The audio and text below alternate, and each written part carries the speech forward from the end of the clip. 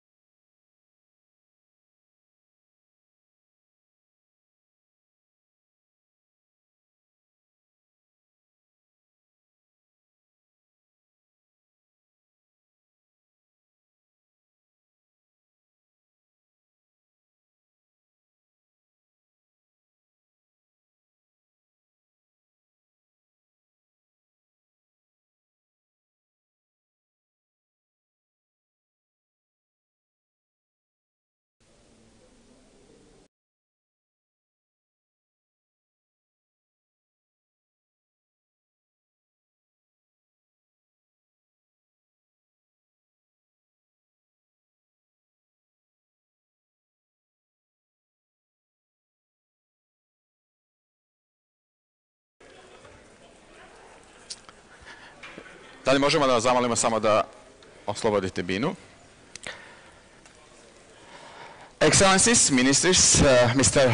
Loren Petrinka, ISF President, ladies and gentlemen, dear guests and speakers of Olympic and sports movement.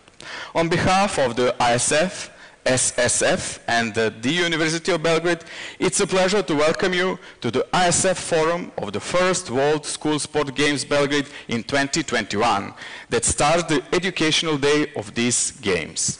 At the beginning of this ceremony, let me underline how meaningful it is for ISF to have a day free of competition, the educational day, proposing activities for the different profiles participating for this event. The ISF Forum, which main topic is School Sport, the Springboard for a Healthy Lifestyle, will be developed this morning in two different panel sessions, which topics are Panel 1, Sport Values in Every Classroom, and Panel 2, Healthy Lifestyle Habits for Students. Let's proceed now with the first part of ceremony, consisting the official opening session of the forum. The Minister of Youth and Sport of the Republic of Serbia played a key role in welcoming this event. Therefore, it's our honor to invite Mr. Vanja Udovičić to take the floor.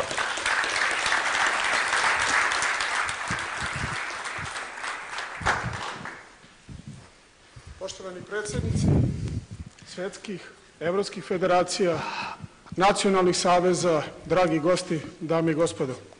Dear presidents from all over the world, dear representatives, please welcome today at this press conference. Nemamo baš mnogo prilika da se ovako družimo i da imamo priliku da uživo razgovaramo o najvažnijim temama današnjeg društva. We don't have many opportunities to meet and talk about very important topics of today's society. I zato sam izuzetno ponosan što u Beogradu možemo da organizujemo ovakav jedan forum, da razgovaramo o najbitnijim temama, ali da nakon dugog vremena uživo imamo priliku da razgovaramo. And because of that, I am very proud that today in Belgrade we can hold this very important forum and speak about the most important topics. Složit ćemo se da ovo takmičenje nema baš takmičarski značaj. We would agree that this sporting event doesn't have a big sports importance. Naš zadatak je da omogućimo deci da steknu nova prijateljstva, da nauče kako da pobede, ali kako da izgube, da prenesemo jednu snažnu poruku koliko je važno baviti se sportom. Our main goal is to let children know how important sport is, how important is winning and losing, and how important is to make friendships through sport. Sigurno da svi učesnici ovog velikog svetskog takmičenja neće uspeti da naprave sportske rezultate, ali je važno da im u njima probudimo sportski duh i da sport, rekreacija, bavljenje zdravim stilovima života bude svakodnevni njihov izbor. We believe that all of the participants will have amazing achievements. Our main goal is to let them know that sport is important for their lifestyles, for their development, and for their future. U prethodnih 8 godina uspeli smo da povećamo za duplo broj dece u sistemu školskog sporta. In the past 8 years, we doubled the number of children in sports. Da unapredimo sistem školskog sporta u Srbiji, To enhance the sporting system in Serbia, da omogućimo kroz brojne programe i projekte da deca i mladi mogu besplatno se bave sportom. and we made it possible through many programs for many children to be able to do sports. I zato sam zahvalan Svetskoj federaciji koja nam je omogućila da organizujemo ovako jedno značajno svetsko prvenstvo i da budemo prvi koji će, siguran sam, dokazati da smo sjajni domaćini i pomeriti granice u smislu organizacije međunarodnih takmičenja. And because of that, we are very grateful to the International Federation for letting us hold this event for the first time, and we are looking forward to all of the events coming up. Želim vam uspešan boravak, želim vam uspešan forum i nadam se da će svako uspeti u svom cilju da svojim delovanjem, svojim postupanjem omogući da đaci, da školarci i mladi imaju najbolje uslove da se bave kako školskim, tako i rekreativnim sportom. Uživajte, hvala vam. We wish you a nice stay, a nice forum, and we believe that scholars will have many opportunities and be available to do sports, and we look forward to this event. Thank you very much. Thank you to all and welcome to Serbia and Belgrade.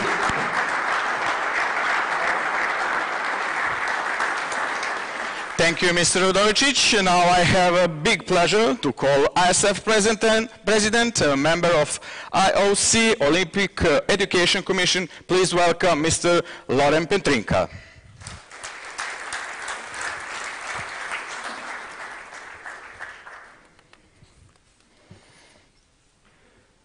Dear Minister of Youth and Sport, dear Mr. Udovicic, thank you for your words of introduction, and it moved us in ISF and all the family that is gathered here to hear from you, to be hosted by you. I will come back to your speech just in my words. Dear colleagues of the Olympic family, dear colleagues from the International Federation, international stakeholders, dear colleagues also from all the country, dear member of the Serbian School Sport Federation, thank you, dear President, for the hospitality and hosting us, dear sports colleague. Your words, dear Minister, moved us because we know from a long time now, I would say, we are, of course, working together, but we became friends with the time, and all your words you are saying, supporting the youth. Serbia not only hosting the big events in the world, I mean on the professional side, but also never forget the education, the youth. It is exactly the works we are sharing with you, and we will exchange today about this. But I can testimony the fact that you are always supporting this policy, that you are doing in best in your country with the support of the President. So really deeply, in the name of all the ISF family, we would like to thank you very much. It is true that I am very particularly delighted to open this forum with you, because of course in ISF we have a lot of challenge to have after the COVID period, of course, but one of the challenges is to be sure that in every event that we organize, we are able to organize an education forum in order to share, to have experience, to exchange with all the stakeholders, specialists in the world, and I am happy about the program today because we will have a lot of information and a lot of debate. Indeed, we never had so much information about the situation of health of athletes, of young generation in the world. Indeed, also, we never had so many tools existing in the world, the tools to contribute to the well-being of the population. And we never had so much information, in fact, about the importance for the young generation and for the broader population to be in good physical health. But despite this information, tools, etc., the challenges are still very complicated because not only with COVID, but the activity constantly decreases while the obesity and the problem of health, including for the young generation, constantly increase. That is why today we will have to challenge globally two topics, and these two topics will be our exchange. Knowing the fact that 24% of the younger our group are engaged in sport and physical activity at school or university, we must admit that the situation is very serious and even alarming. On the other hand, 45% of the young Europeans say that they don't practice sport more regularly due to the lack of time. So we will have to tackle two challenges mainly today. First of all, the sport values in every classroom. Second of it, healthy lifestyle for all. These two challenges will be explained, discussed by all the panelists, and we can't wait hearing from all of you. First of all, because it is crucial and essential to provide to the young generation the strong values of sport, Olympic movement, and of course ISF. Values is the basis of school sport. Secondly, because also sport is an effective learning tool even for the theme going beyond sport itself. And then thirdly, because these two themes must be, from our point of view, the pillar of the combination between leisure sport and competition. And I think that this event, Mr. Minister, dear President, with the fun and skill zone and with the competition is exactly the testimony of our policy, of this policy. Having said so, school sport must be the place where the kids, the athletes, the pupils, discover, learn, understand each other, the role of sport, and the role of sharing. Increasing the quantity of physical education, strengthening the role of organized sport, fight the drop of physical activities, contribute to gender equality, which is a big challenge in this time, cross-collaboration about all the stakeholders that are in this room. To achieve this goal, ISF is acting strongly with all the organizations, and this new format of under 15 for the first time in Serbia, but for the first time in the world, when just after the IOC, we have not so many organizations that have been held this time, a global comprehensive event for the young generation. We are very happy to testimony that ISF is still alive and ISF is still working for the young generation. So only going to the conclusion, only with our full commitments to share Olympic values and contribute to the sustainable development goals that have been fixed already. We are very eager to listen to you all. As well, we believe that all the opportunity to speak about school sport are welcome, and it confirmed the fact that this kind of forum are very useful to spread our message to the biggest country of sport in the world that are present in this room, and I think about all the ministry that I met yesterday and that today will share also their experience. So lastly, let me thank again the Serbian Ministry of Youth and Sport, the Presidency, the Serbian School Sport Federation, to have put all the means and saying that beside the professional part, we are so happy, in fact, to be again on the stage and to be able to gather so many pupils sharing the sport values and the Olympic values. Thank you very much.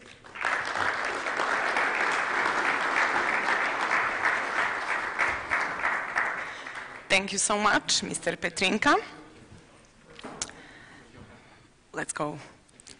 After listening to these inspiring words, the first session of this forum is devoted to the introduction of the main theme. To do this, we will welcome three speakers who represent the institutions that carry the themes of this forum.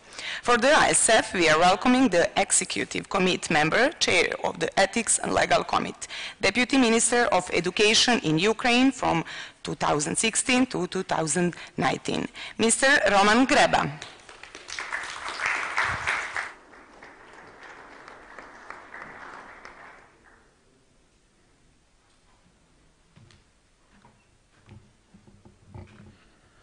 Hello, dear ladies and gentlemen, dear friends. I'm very proud. It's a great honor for me to be here today. And you know, I'm proud of what we do. And I want to tell you a few words about ISF. I'm sure all of you knows what is ISF. But let me tell you a few words about us, about our activity, about our vision, about our goals. So what is ISF? First of all, ISF is a school sport. So we are school sport, but not only. School sport is just a part of our activity. We were, like an organization, we are not profit international organization. And we were founded in 1972. So almost 40 years we help to develop school sport all over the world. We have 129 members in our association, and this number increases year to year. And every year we organize more than 10 international events in more than 30 types of sport, and for all the school children in the age from 6 till 18 years. And of course, we are recognized by the International Olympic Committee. As all the international organizations, we have our vision and we have our mission. What is our vision? Our vision is a world where sport and education provide opportunities for all students to empower themselves and to become active citizens of the world. And we have several pillars of our mission. This is to organize high standards sport events, to strengthen the role of the school sport entities in their countries, to develop partnership with school sport, to spread the values of Olympic youth, to consolidate the practice of sport in the educational system. So this is our mission and this is our vision. And we have a lot of members, as I told you, all over the world. We have 37 members in Africa, from Africa, 20 members from America, 24 members from Asia, and 38 members from Europe, and 3 members from Oceania. We have different types of events, and we'll divide them in 4 group categories. This is multi-sport games. This is World School Championship, School Sport Cups, and educational games. And our most famous multi-sport event is Gymnasiade, is International World Gymnasiade. We have summer Gymnasiade and we have winter Gymnasiade. In all our Gymnasiades participate from 1,000 to 4,000 participants. And there is a different type of sport. In World School Championship, we have single sport. On single sport, for example, like International Football Championship for school children, or for basketball, or for volleyball. We organize them every 2 years in different countries. School Sport Cups, this is like single sport event, and this is team and individual sports, and educational sport games. Educational games, this is more for the development of the soft skills of our students. In our Gymnasiade, in Gymnasiade we have up to 14 different sports in different categories. And of course we have some educational activities. This is Fun and Skill Zone. This time in Serbia, in very good city, Belgrade, you can see what is Fun and Skill Zone. We have at your fortress one of the best Fun and Skill Zone. This is a zone to cooperate value-based activities, and which are set for several days, where there are children from different countries that we can share their experience. We organize different forums. This is to exchange different opinions, to present people, to present some vision, to present ideas, to discuss ideas. We have sport clinics. Sport clinics, this is to develop special skills in different sports. We involve different experts from International Federation and from the National Federation to explain the peculiarities of this, of that sport. And of course we have seminars. At the seminars, this is more technical one. This is for our judges. This is for people who organize the event. This is a place where we share experience and where we study how to develop sport, how to organize competition, and how to deal with sport. Of course, in every ISF events, we have our educational programs. And there are 4 pillars of this educational programs. This is volunteering. Volunteering, then we give an opportunity to young people, to young generation, be involved in huge events. Like today we have here World School Games under 15 in Serbia. And children, students from universities, from high schools can participate, can help, can can practice their skill and can develop their leadership skills and to become leader in the future. Of course, our goal is a fair play. Fair play because there is no place for unfair play game in our sport events.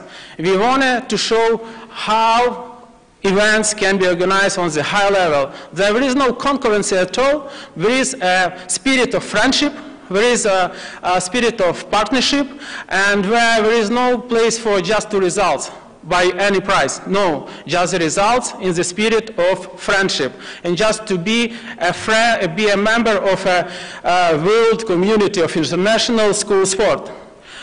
Of course, one of our pillars is also a gender equality, because we know it's so important to increase the role of women in the world, to give them equal rights with men, and to empower girls, to empower boys, and to make a situation where everyone are equal, boys and girls. That's why in our events we also add this value to every event. We organize mixed team.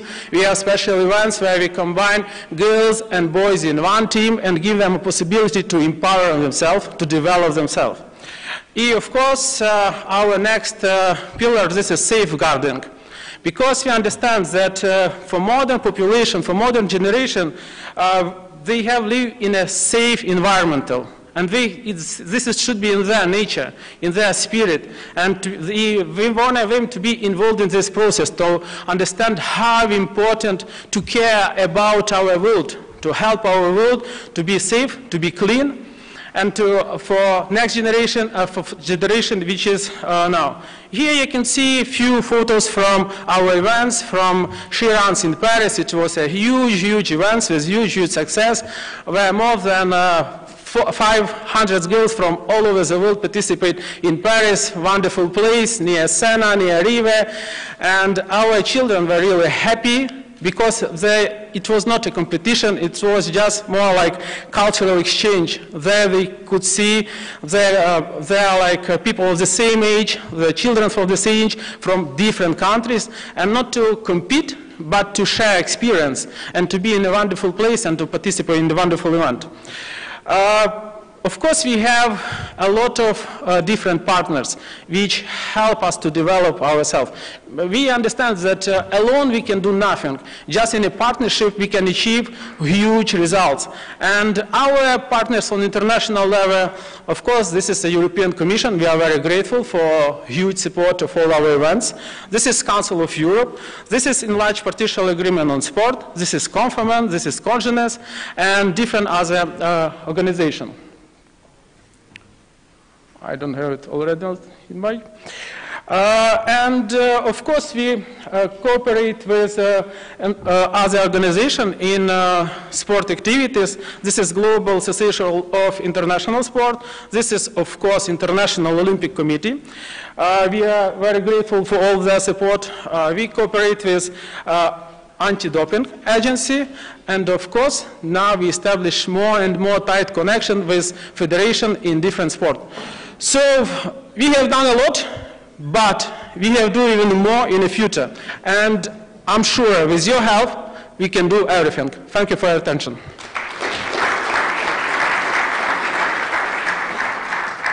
Thank you, Mr. Greba. As you know, school sport is about education and sport. Who better than the ministers representing the host country to address you? I am inviting First Deputy Prime Minister, the Minister of Education, Science and Technological Development of the Republic of Serbia on the stage. Please welcome Mr. Branko Ružić.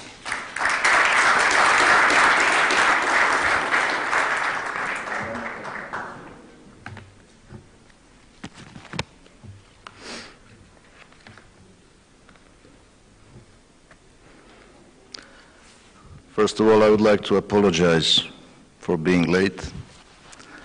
I hope you don't mind.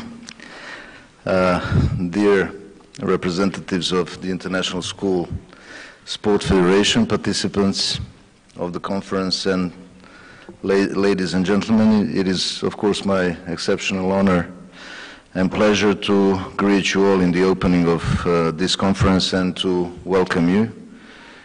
What was probably done by my colleague Vanja Udovicic also. Serbia cherishes a very rich educational tradition, and the government of Serbia advocates for sports and invests much in it. We pay special attention to the development of sports in school, and therefore it is important to re-emphasize the importance of this topic. Physical activity and sport engagement at school age is very important for the proper development of children. The law on the fundamentals of the education system as the basic law governing pre-university education sets the starting points for preschool, primary and secondary school education.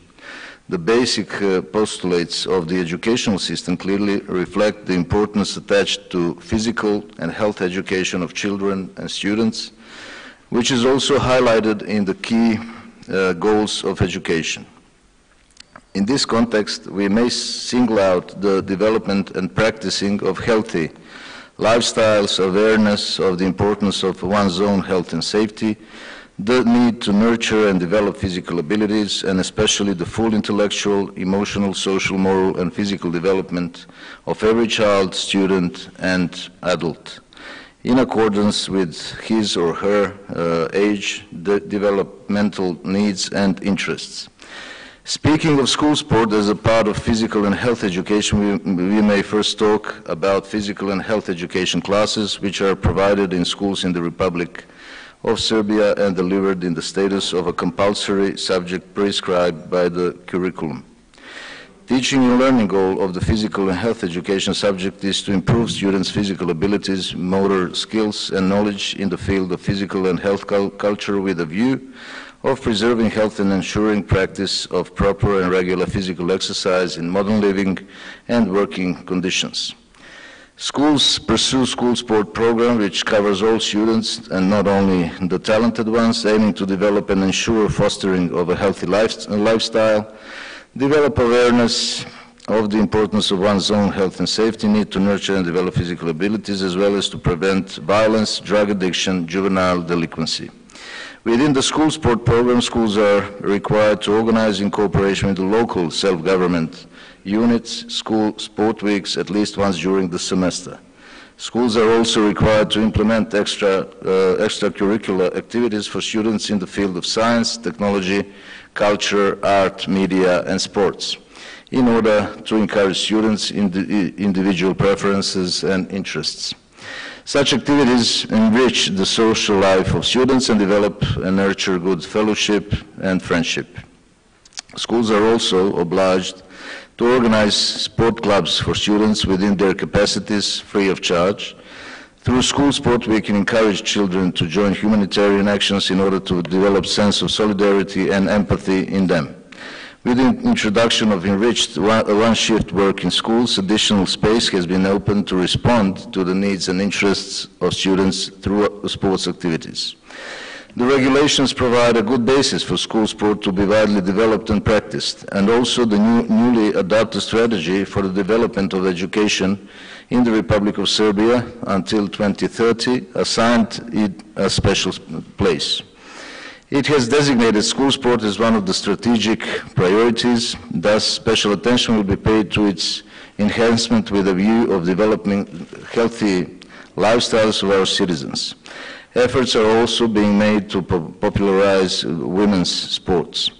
The Ministry will provide support to schools by developing expert instructions for the formation of school clubs, making an analysis of the existing infrastructure for school sports, and proposing methods for the improvement of the infrastructure for these needs. I would like to emphasize once again that sport engagement and education cannot run on two tracks. It is a single track which teaches children ethics, competitive spirit, rules of behavior, and socialization. It builds moral and personal values in them, which are a guarantee that we will have mature people who will be a valuable part of our societies.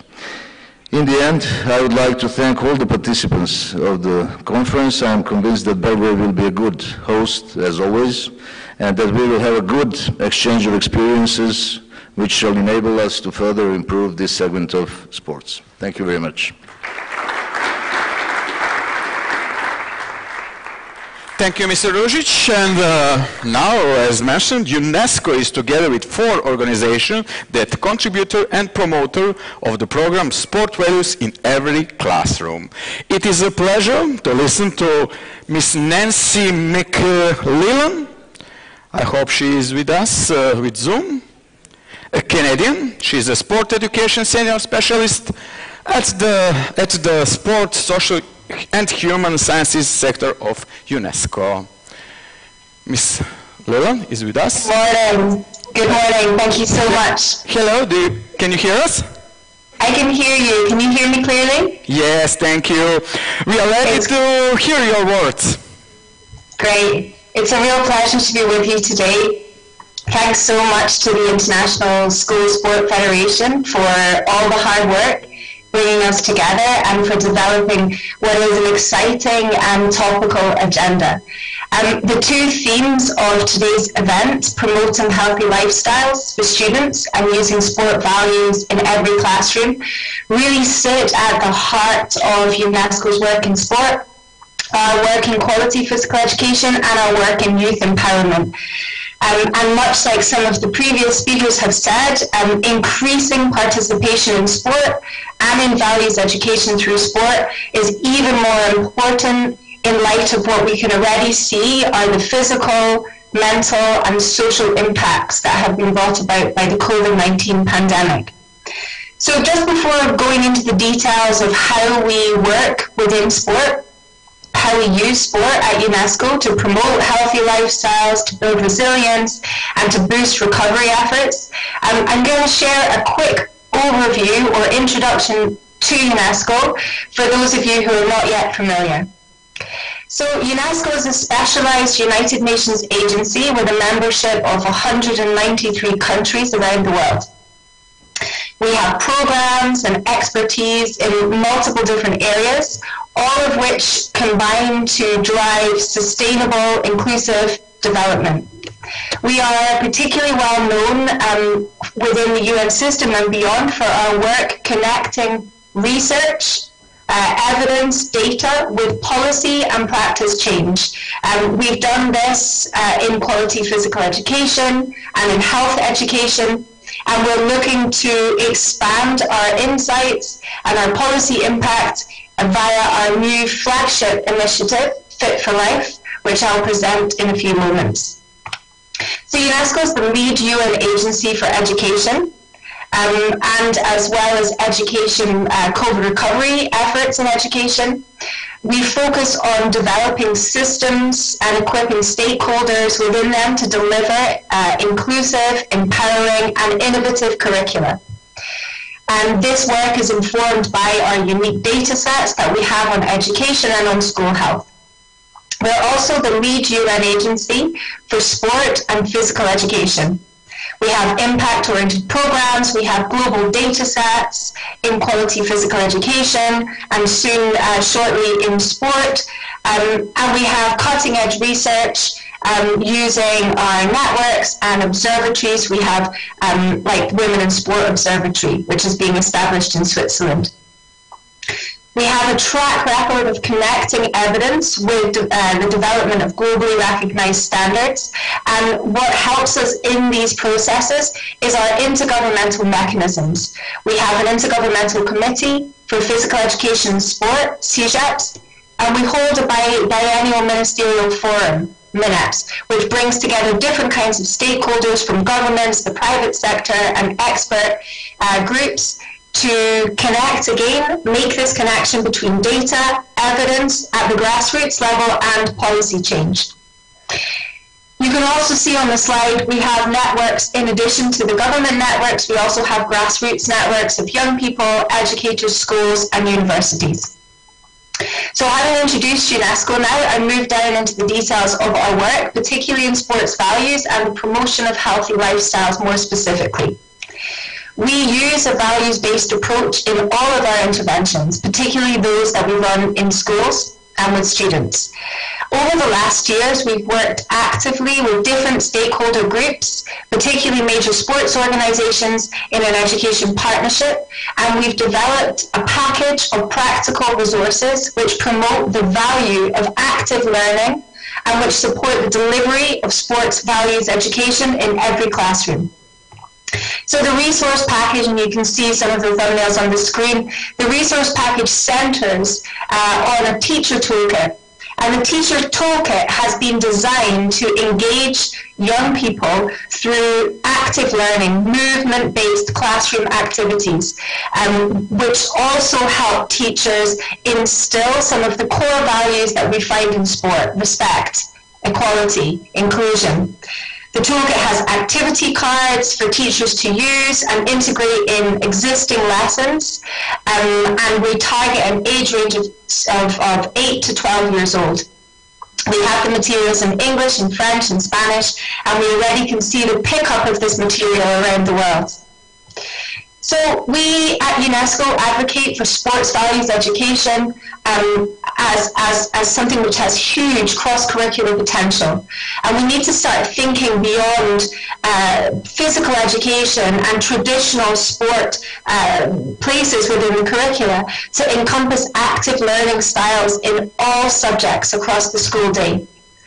The learning from engagement in sport, as some of the previous speakers have outlined, carries over into community settings, and we can see tangible results with young people empowered to take more action in local decision making, to make social connections, and to build all kinds of soft skills. So we know sports values education is positive, but we still have some gaps in data, and UNESCO's new flagship, Fit for Life, is looking to address some of our knowledge gaps going forwards. So we move, thanks, sorry. So interconnected with our work in values education more broadly, UNESCO runs a major program in quality physical education. We have 2 key intervention areas. At the national level, we support governments, develop quality and inclusive PE policy frameworks.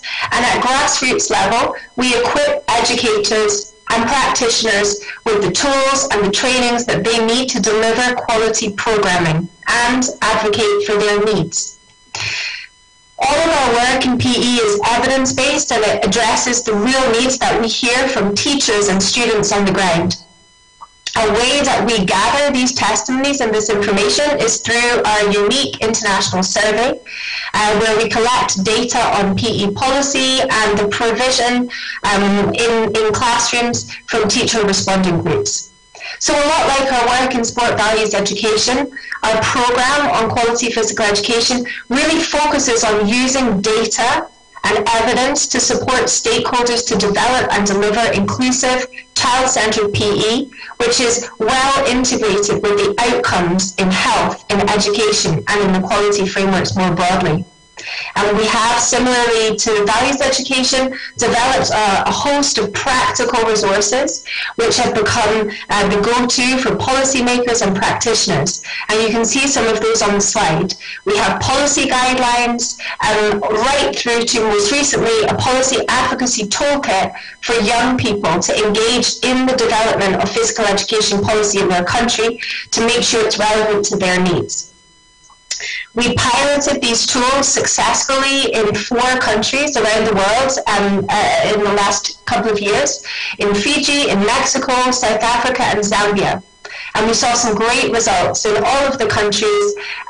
There was an inclusive and participatory revision process. In Fiji, for example, we engaged close to 1,400 students, over 300 teachers, and close to 1,000 parents in the policy revision process.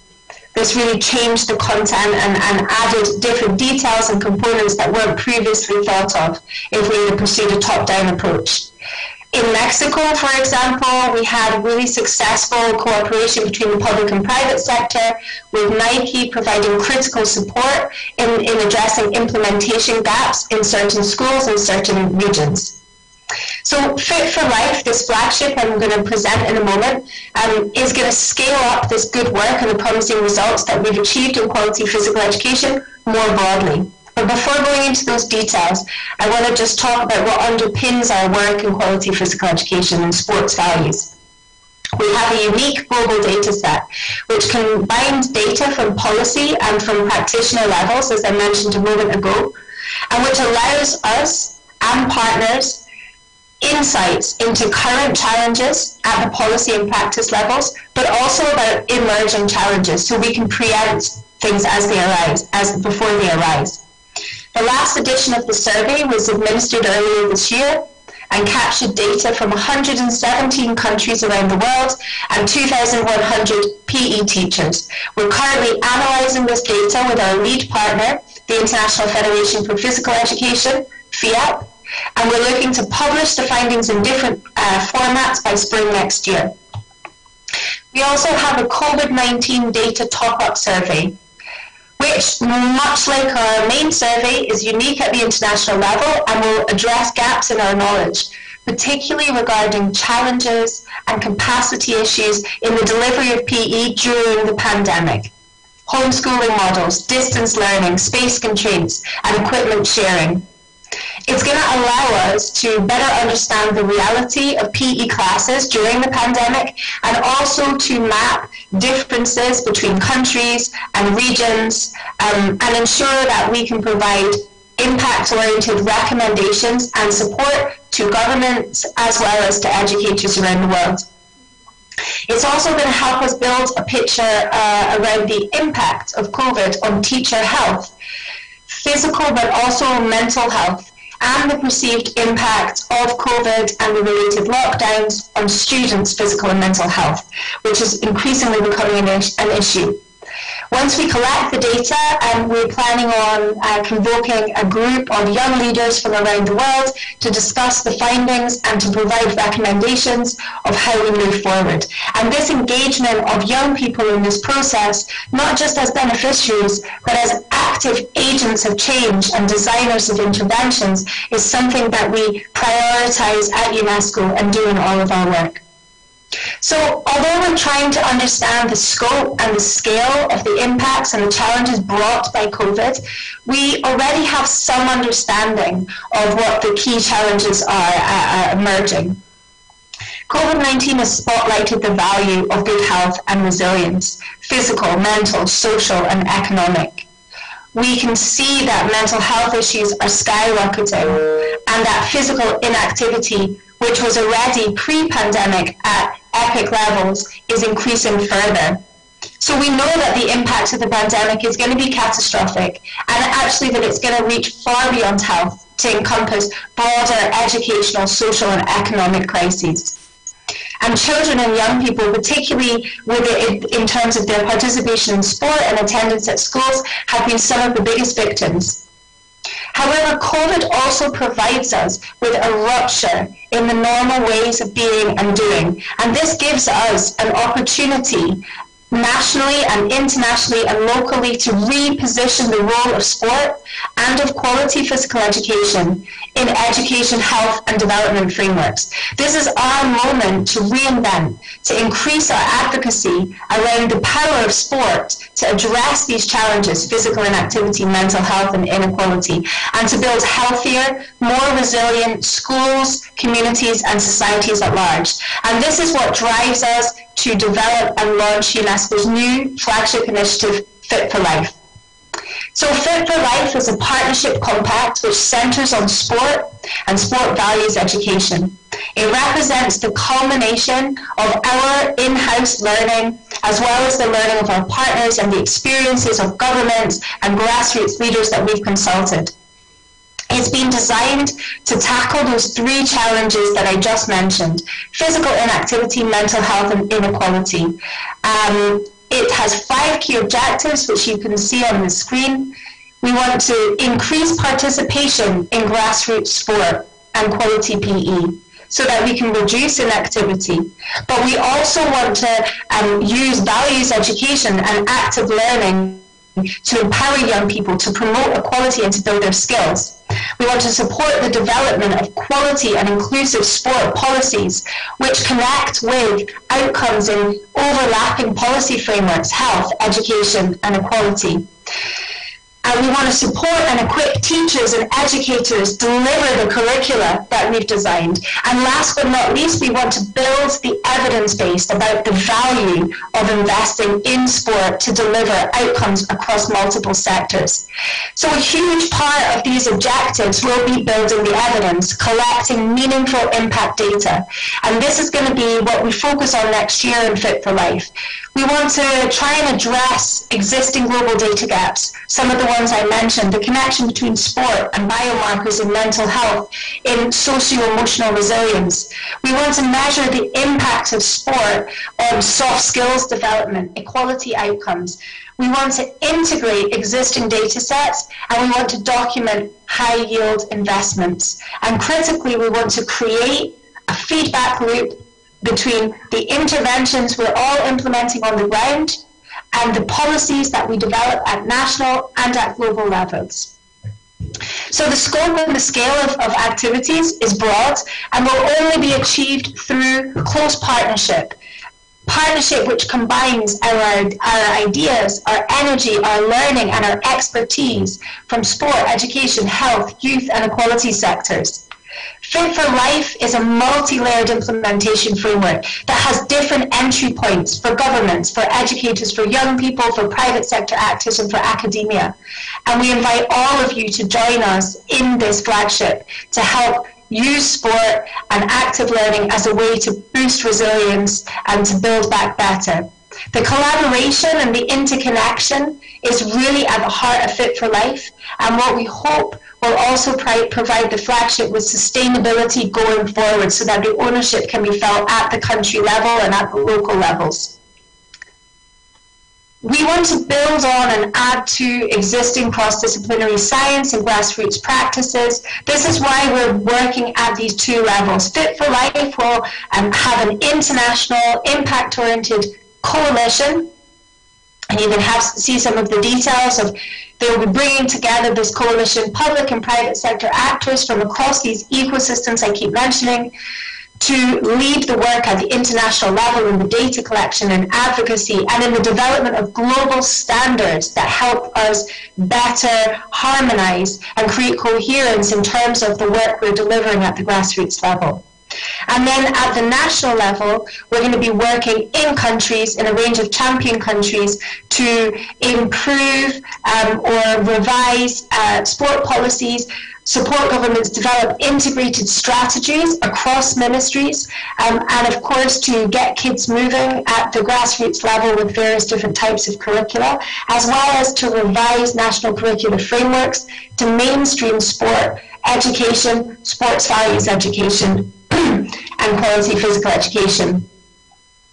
By connecting these spheres, health, education, and sport, we're going to be able to better amplify our impact. So, where to next? If we move to the next slide. In conclusion, for my presentation, we just want to summarize some of the points that are really critical for us to reflect on today and in the other conversations and dialogues we're having at country and at international level. We need to develop systems and environments that embed the promotion of healthy lifestyles. It's only by coming together that we're going to be able to create more impact and awareness of the importance and the value of investing in sport as an accelerator of multiple different outcomes.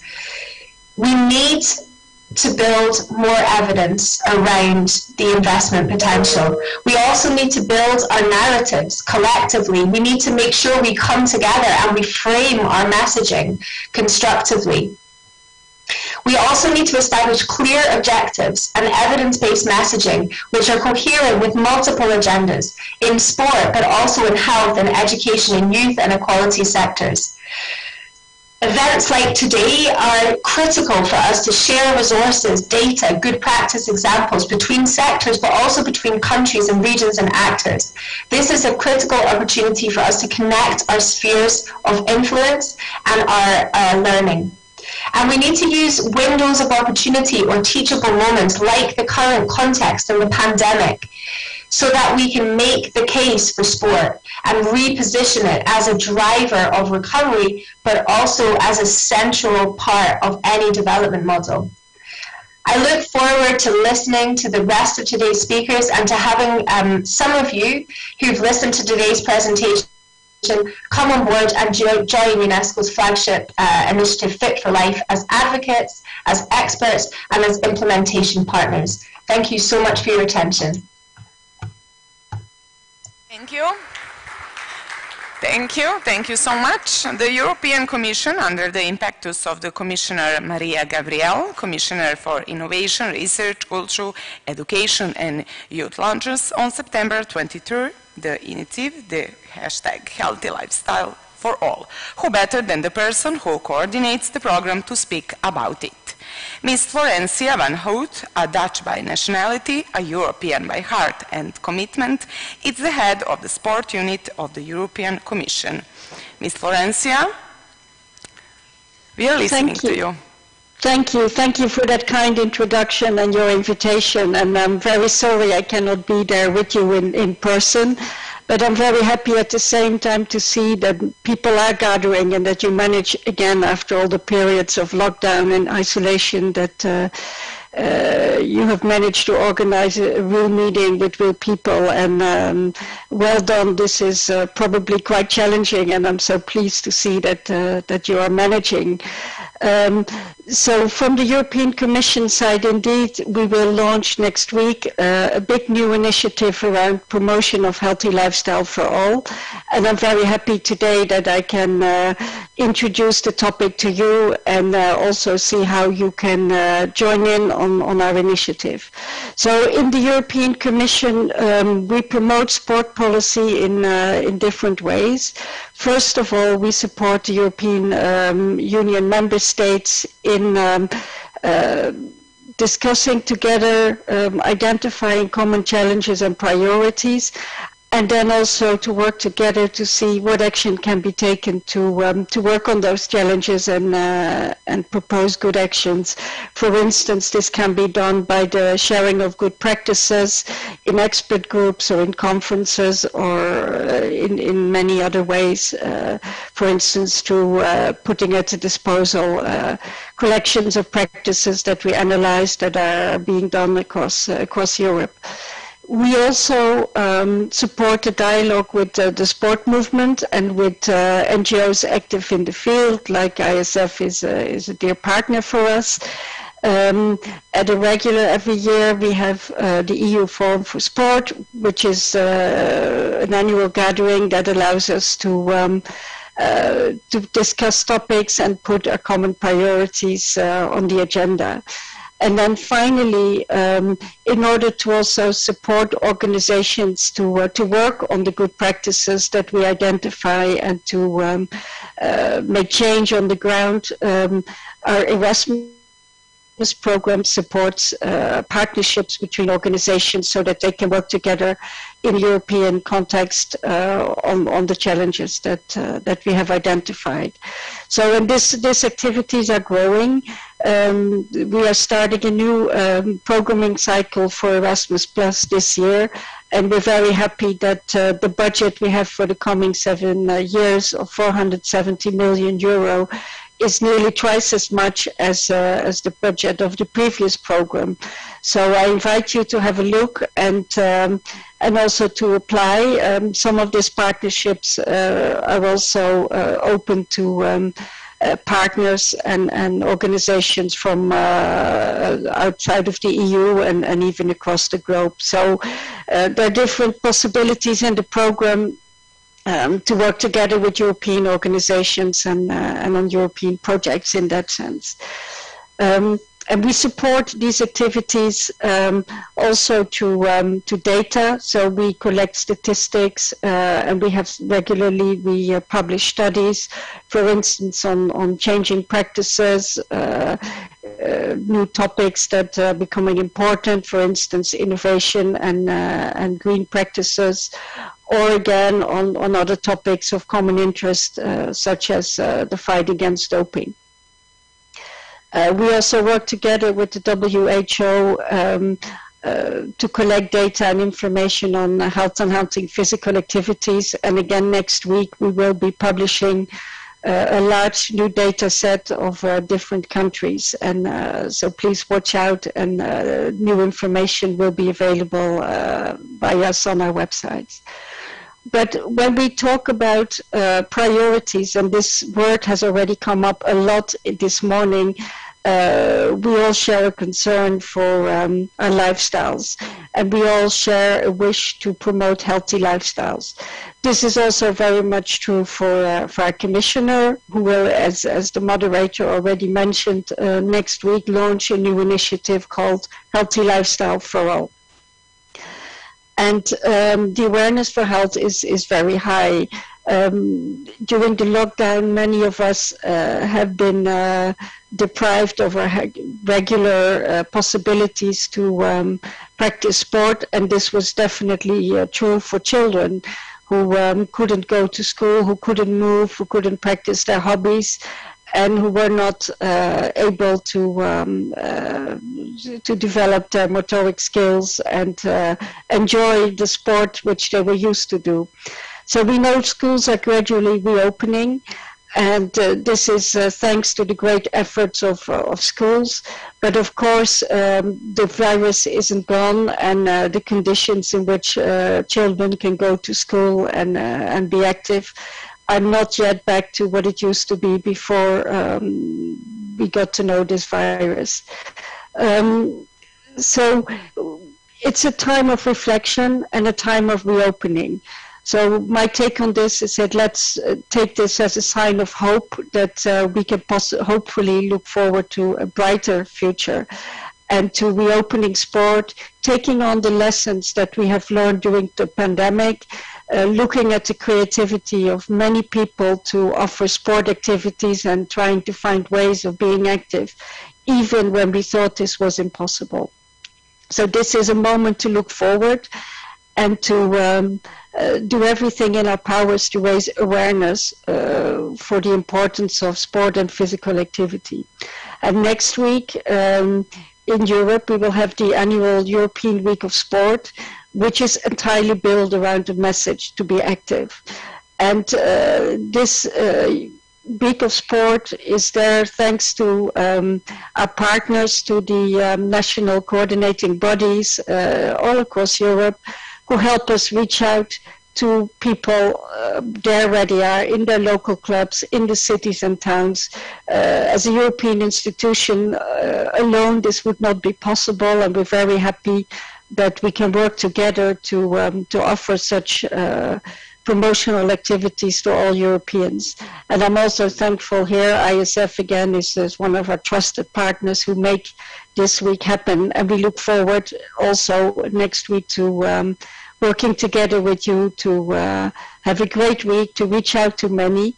Every year we reach tens of millions of people, and we really hope that we can do so. And this year again with the message, yes, we can be active, we can be together, and we can promote sport. But our initiative is also about looking at barriers, because it is one thing to motivate people, but it's not always that easy. For some people this comes naturally, but other people are facing barriers, and these barriers can be many. These range from financial barriers, because going to a club could be expensive, or it could be far away if there are no facilities in your neighborhood. But it can also be about lack of knowledge and information, because a healthy lifestyle is obvious. We all know it's being active, good food, but what actually is good food, and how much hours a day you should be active. These informations exist. There is a lot of knowledge and research, and we have just heard from Nancy, there are plenty of tools and evidence that is being developed, but it doesn't necessarily reach everyone. And we also, when we look at overcoming barriers, we have to take into consideration this is about money, it's about capacity, but it's also about having fair access to information. And again, doing so, reaching out to everyone where they are, is something that only can be done by collective efforts and putting in place the channels and setting up the networks to allow everyone to be connected and to be involved. And then finally, a healthy lifestyle is about sport and physical activity, about doing gymnastics in school, about doing hobbies, about walking, running. This can be many things. But of course, a healthy lifestyle is more than that. It's about healthy food, but also having the space to practice sport in safe conditions or clean air. It's about bringing together different partners, the world of sport with education, which you already do so well, but also bring in health practitioners, doctors, researchers, both from the side of maybe biomedical research, but also psychological or other research. All of us together, we can be much stronger in seeing how a healthy lifestyle can be promoted, how to motivate people, what are exactly the barriers, and how can we tackle them and break them down. So this common aspiration for healthy lifestyles is not only something we express here together, but it's also can become a reality on the ground. And for this, we need to work with partners, and this is why Mrs. Gabrielle invites all organizations, all partners, to join in this initiative and to put all our strengths together, so that everybody, through their own special talents, essence, and capacities, can contribute, and that we can bring this together into a concerted and coherent action that really can make the change that we want to see.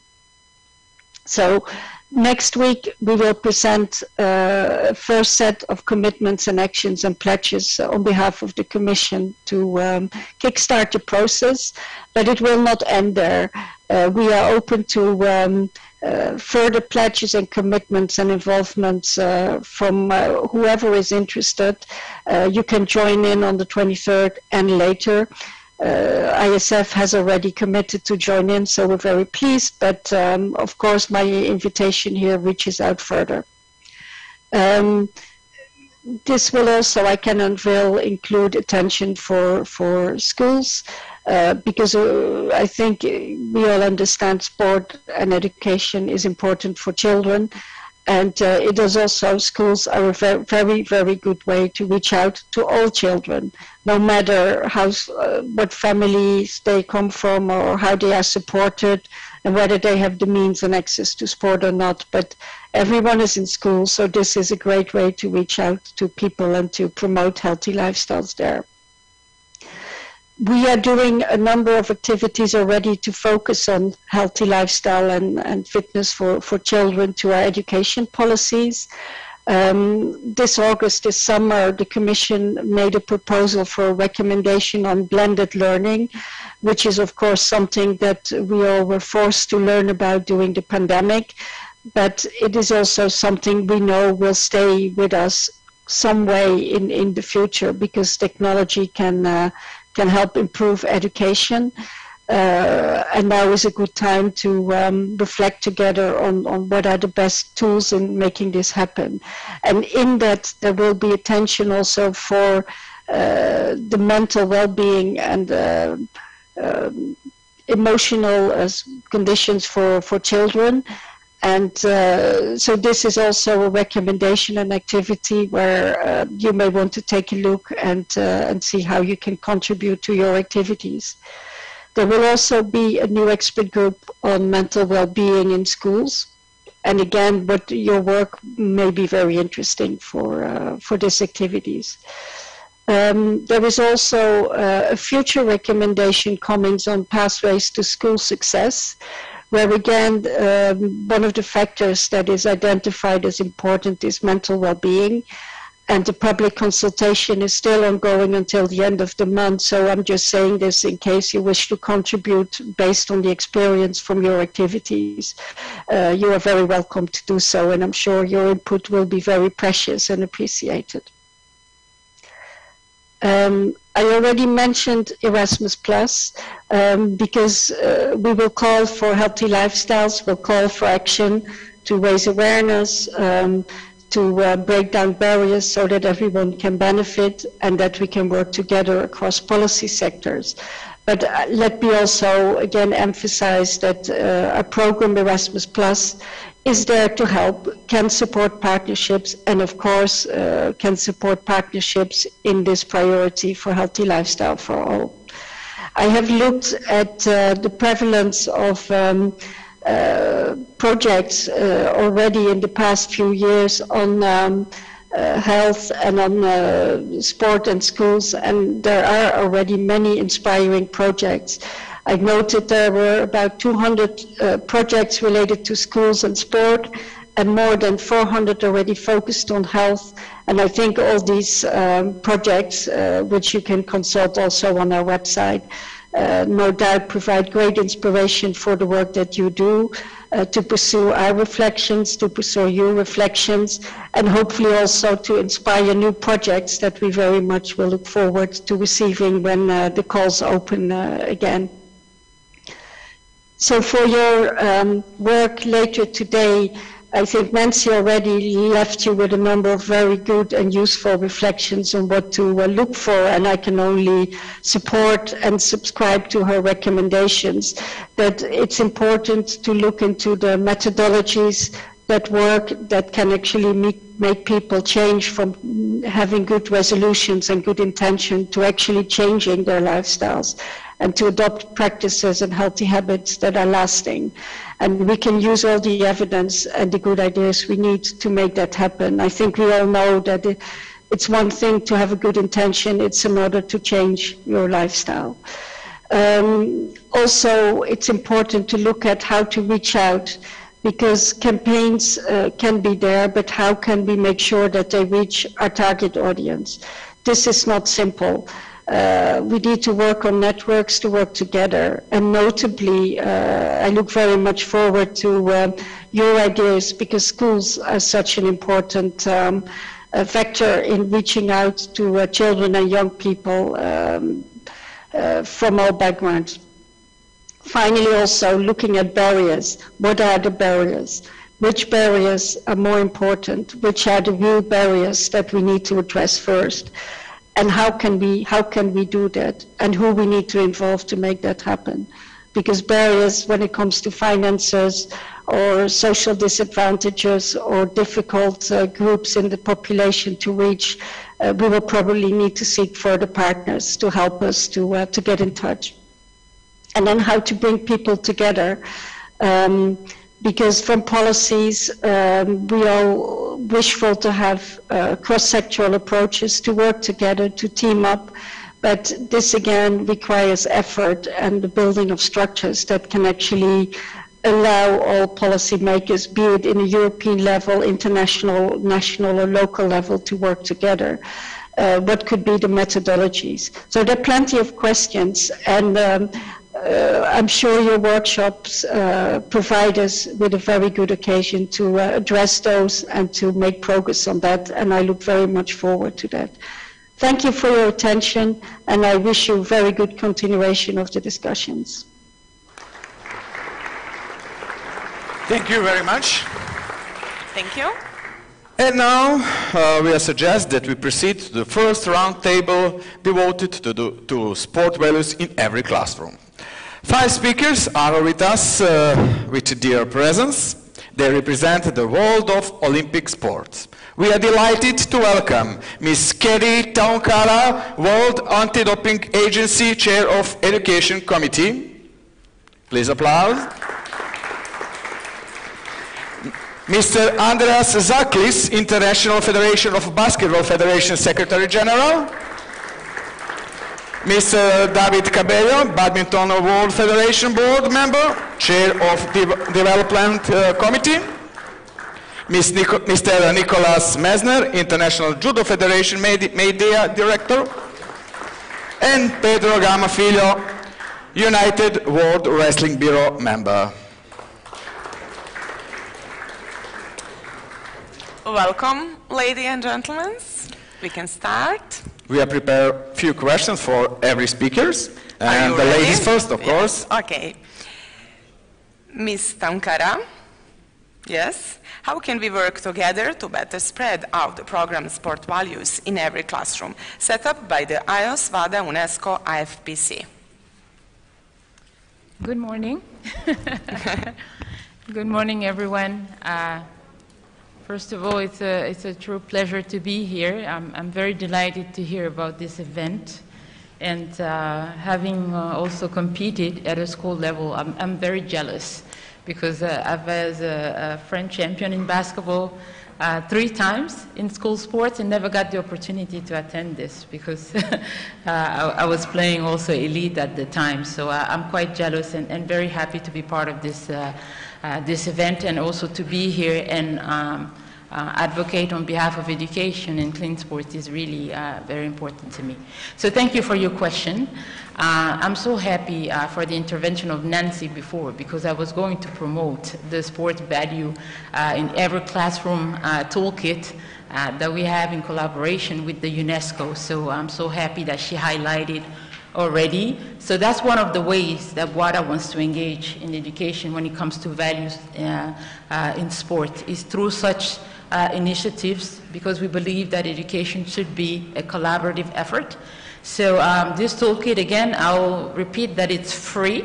It's available in 3 languages for now, so Spanish, French, and English, obviously.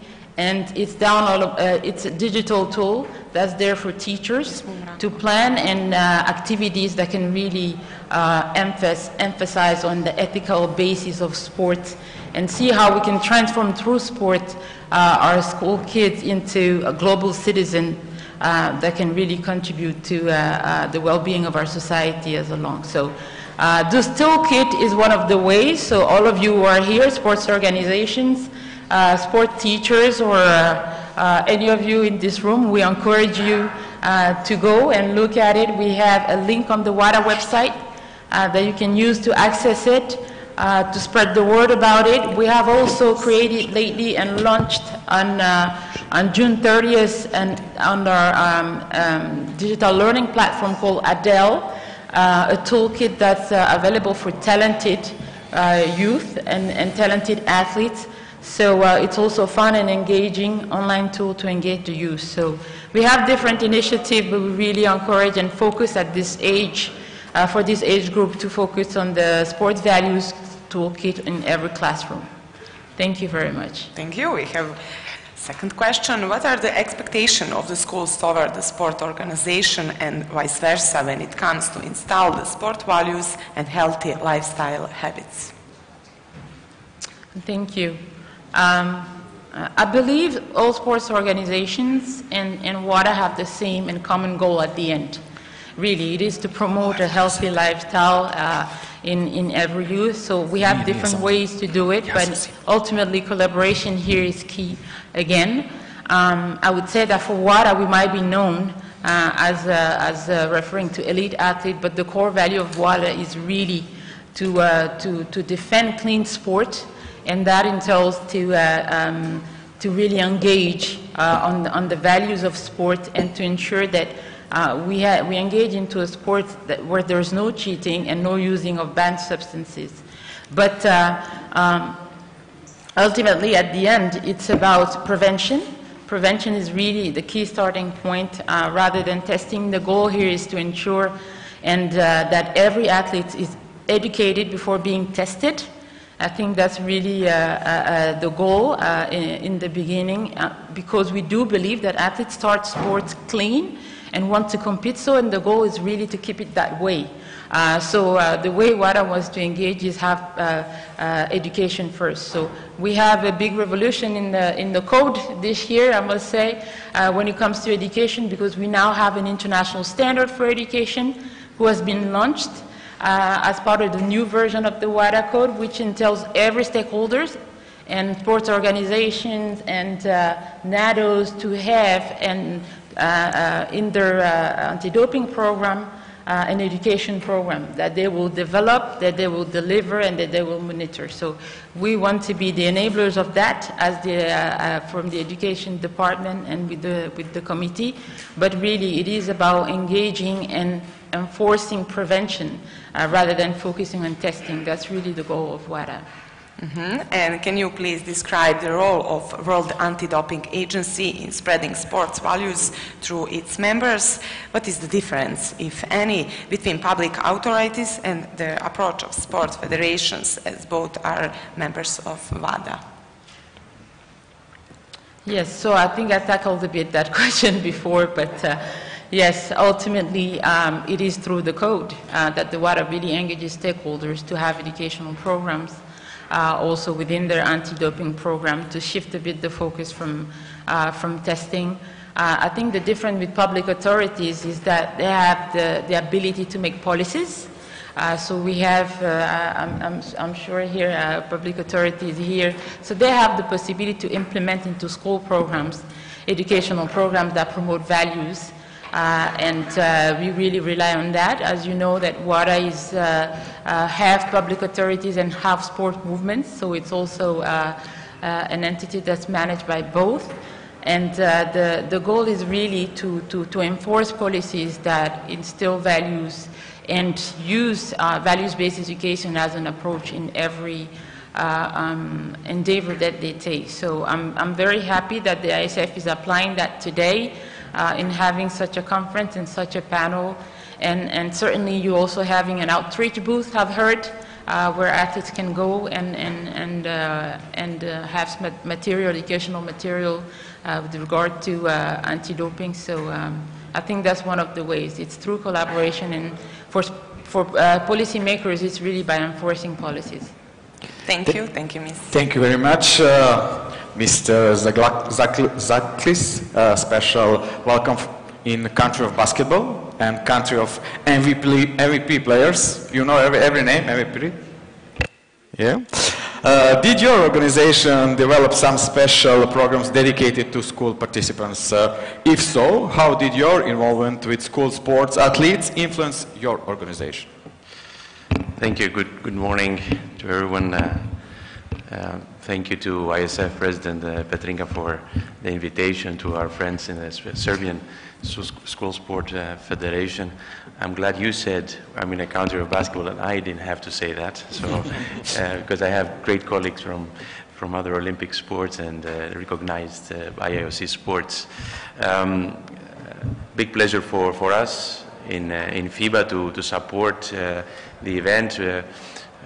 The event that includes both basketball and 3x3 basketball, our new Olympic discipline, and to see that we have such a great alignment of values with the ISF as part of our strategy to enlarge the FIBA family, to enlarge the basketball family.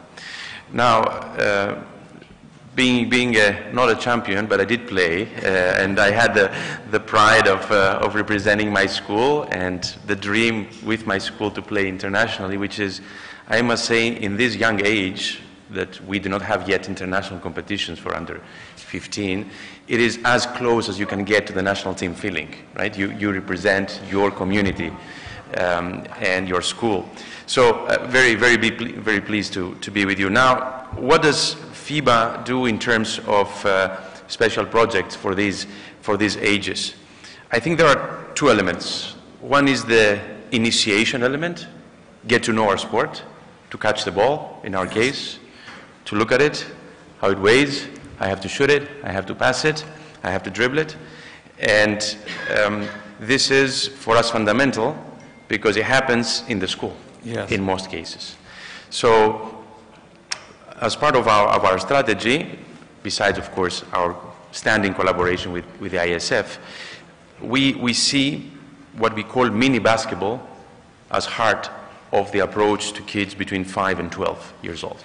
Mini basketball has now its own manual on how to teach it, and through our foundation, we're educating mini basketball, not only tournament organizers, but also coaches around the world. And this is for us fundamental, because they go back and through their federation, which we encourage to work together with a school sport federation in every country, we can really improve the level of initiation so that what we teach at school is very close to what we teach at the clubs. That is one aspect. The other aspect after initiation is the values. We are a team sport. We're a sport where you learn that through the teamwork you can win. You may score 50 points, but your team may lose, even if you are the MVP, Yes. as you said. So on this, and you know this very well because you were, what a player. So, and in that aspect, it is for us fundamental that through the school sport, we have a process where there is a competition level, but what matters is not only the competition there.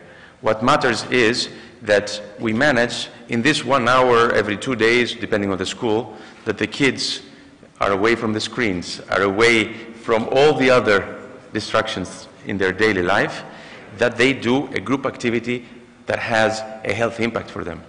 Because in that hour, we do not plan to create the MVP of the NBA. In that hour, we plan to have the future fan of Olympic sport, not necessarily only basketball. We plan to have the future administrator. That's how perhaps some of us came through. We plan to have the future coach.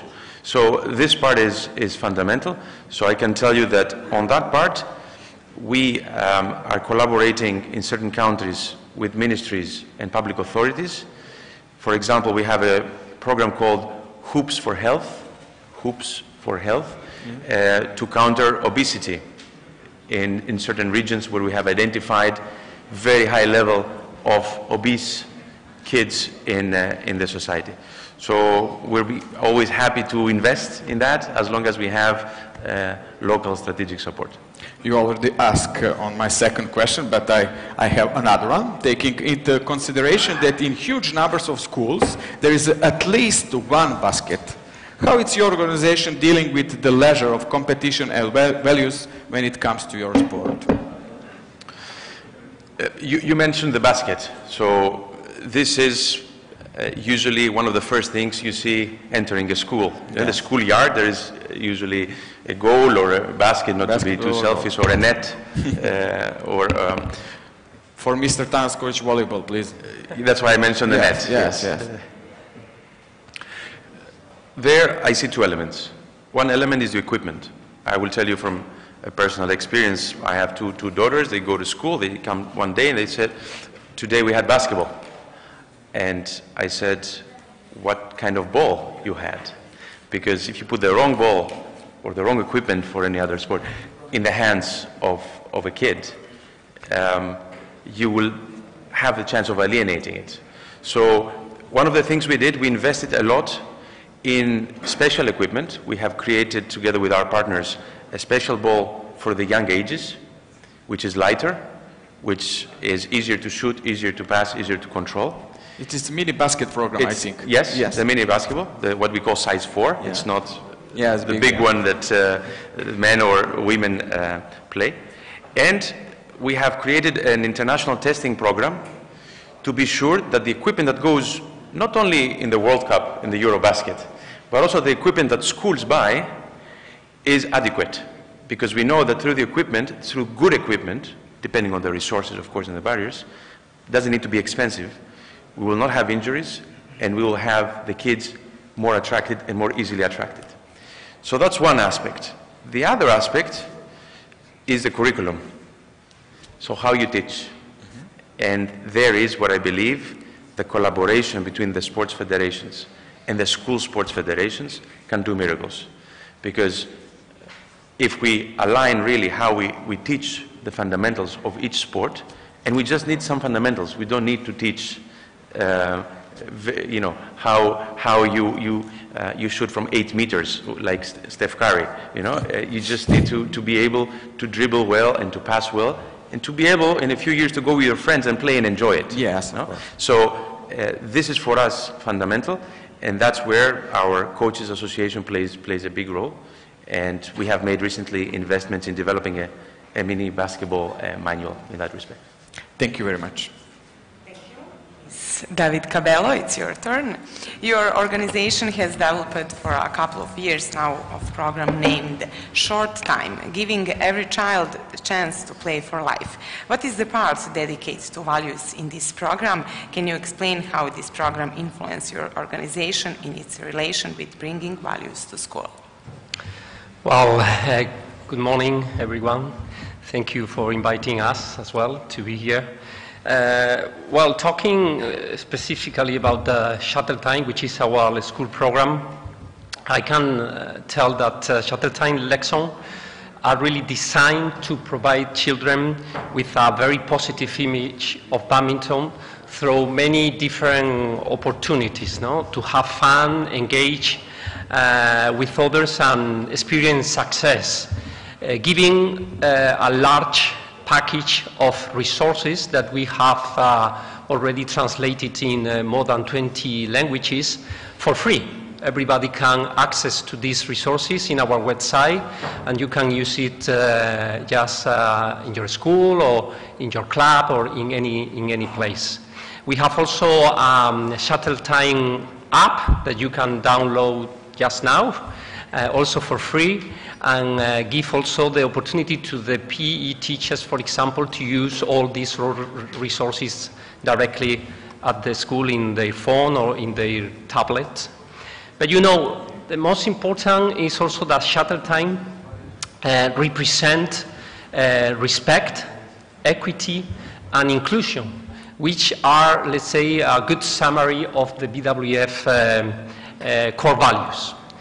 At the same time, embracing badminton diversity and inclusion at the school level will ensure that we represent our global badminton community. And is also ensure that badminton remains as an accessible sport for people at a young age, any kind of ability and background.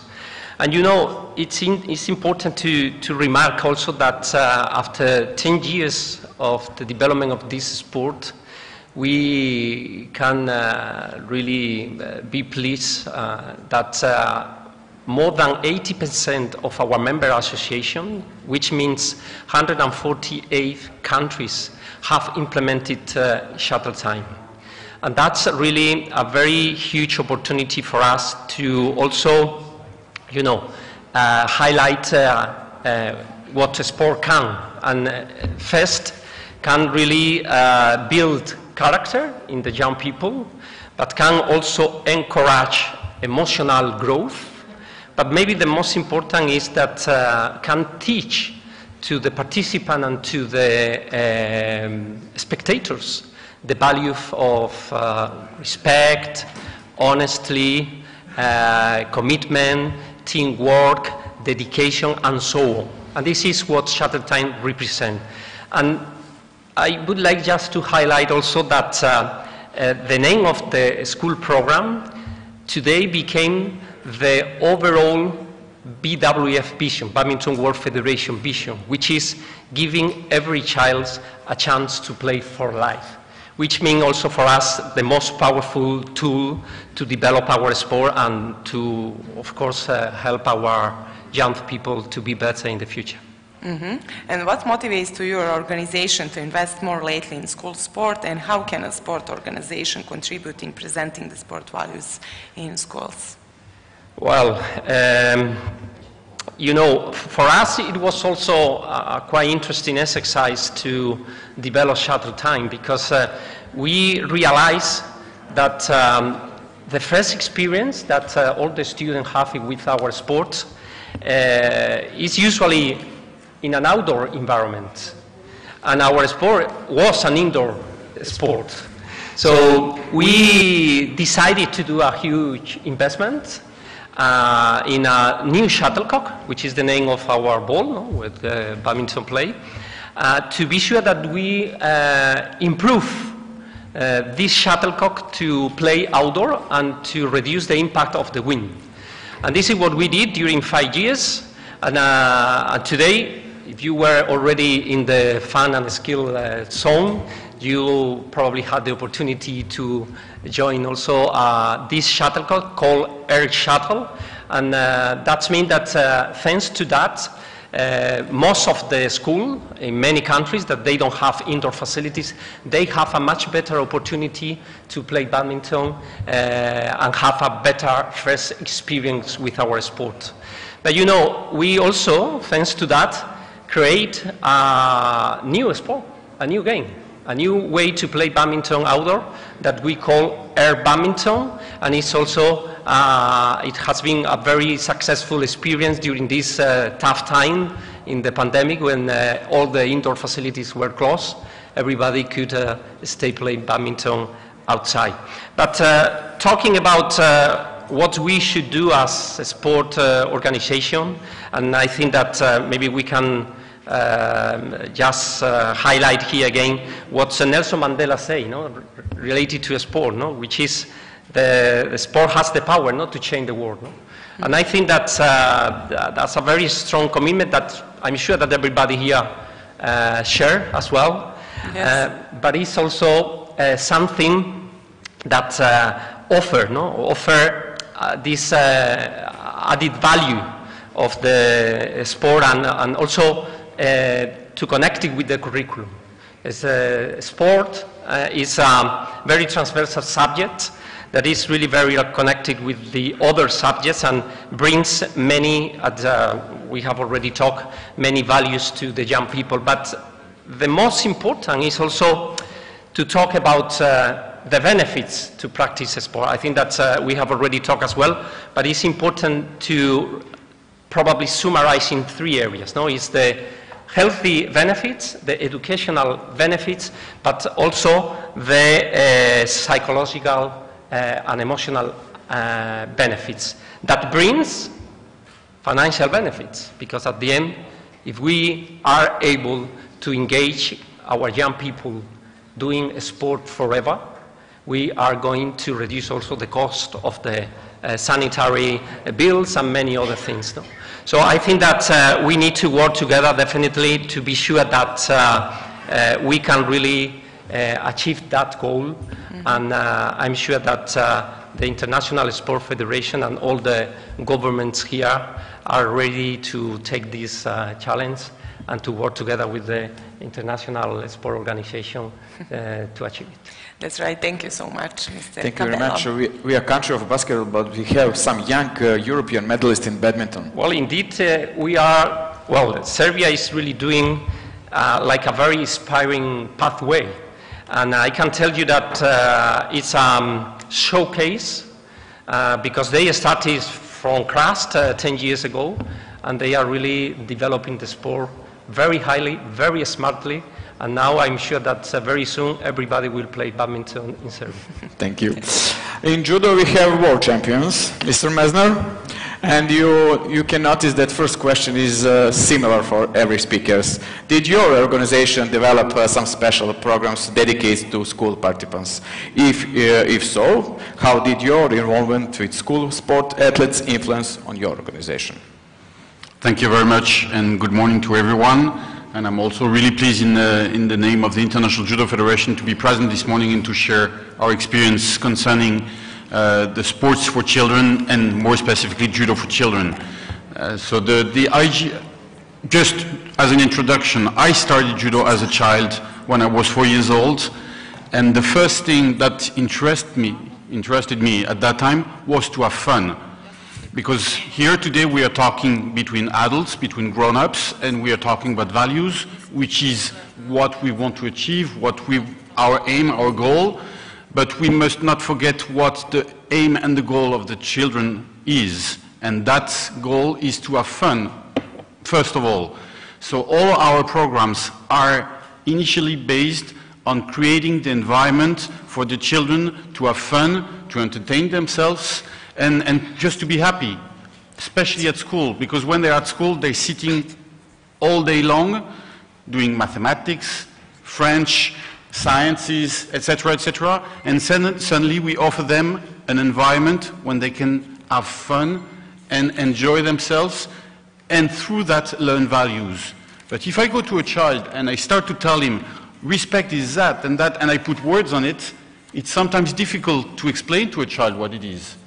What is respect? What is friendship?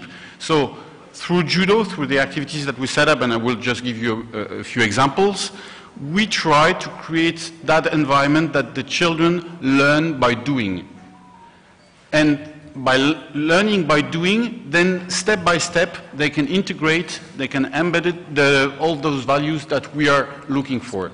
So just to give you also a few examples, this year, or up to now, we have signed 60 memorandum of understanding with 60 countries.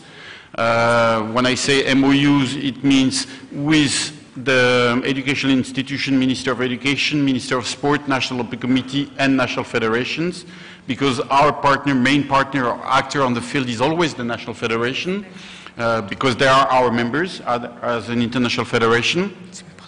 So it represents roughly 600 schools and more or less 82,000 children that are officially part of a judo in school program. Of course, we're developing that more and more, we're promoting it more and more. We have other countries where an MOU is not signed yet, but is under process. And we hope that in the future we'll have more and more children participating, first of all, to have fun. And that's why also all our coaches on the field are called trainer. So they're not just trainer, they're not just doing entertainment, they're doing both. And through that, we can diffuse the values of our sport. My idea is some programs for parents, because in Serbia, children is not doing sport for fun.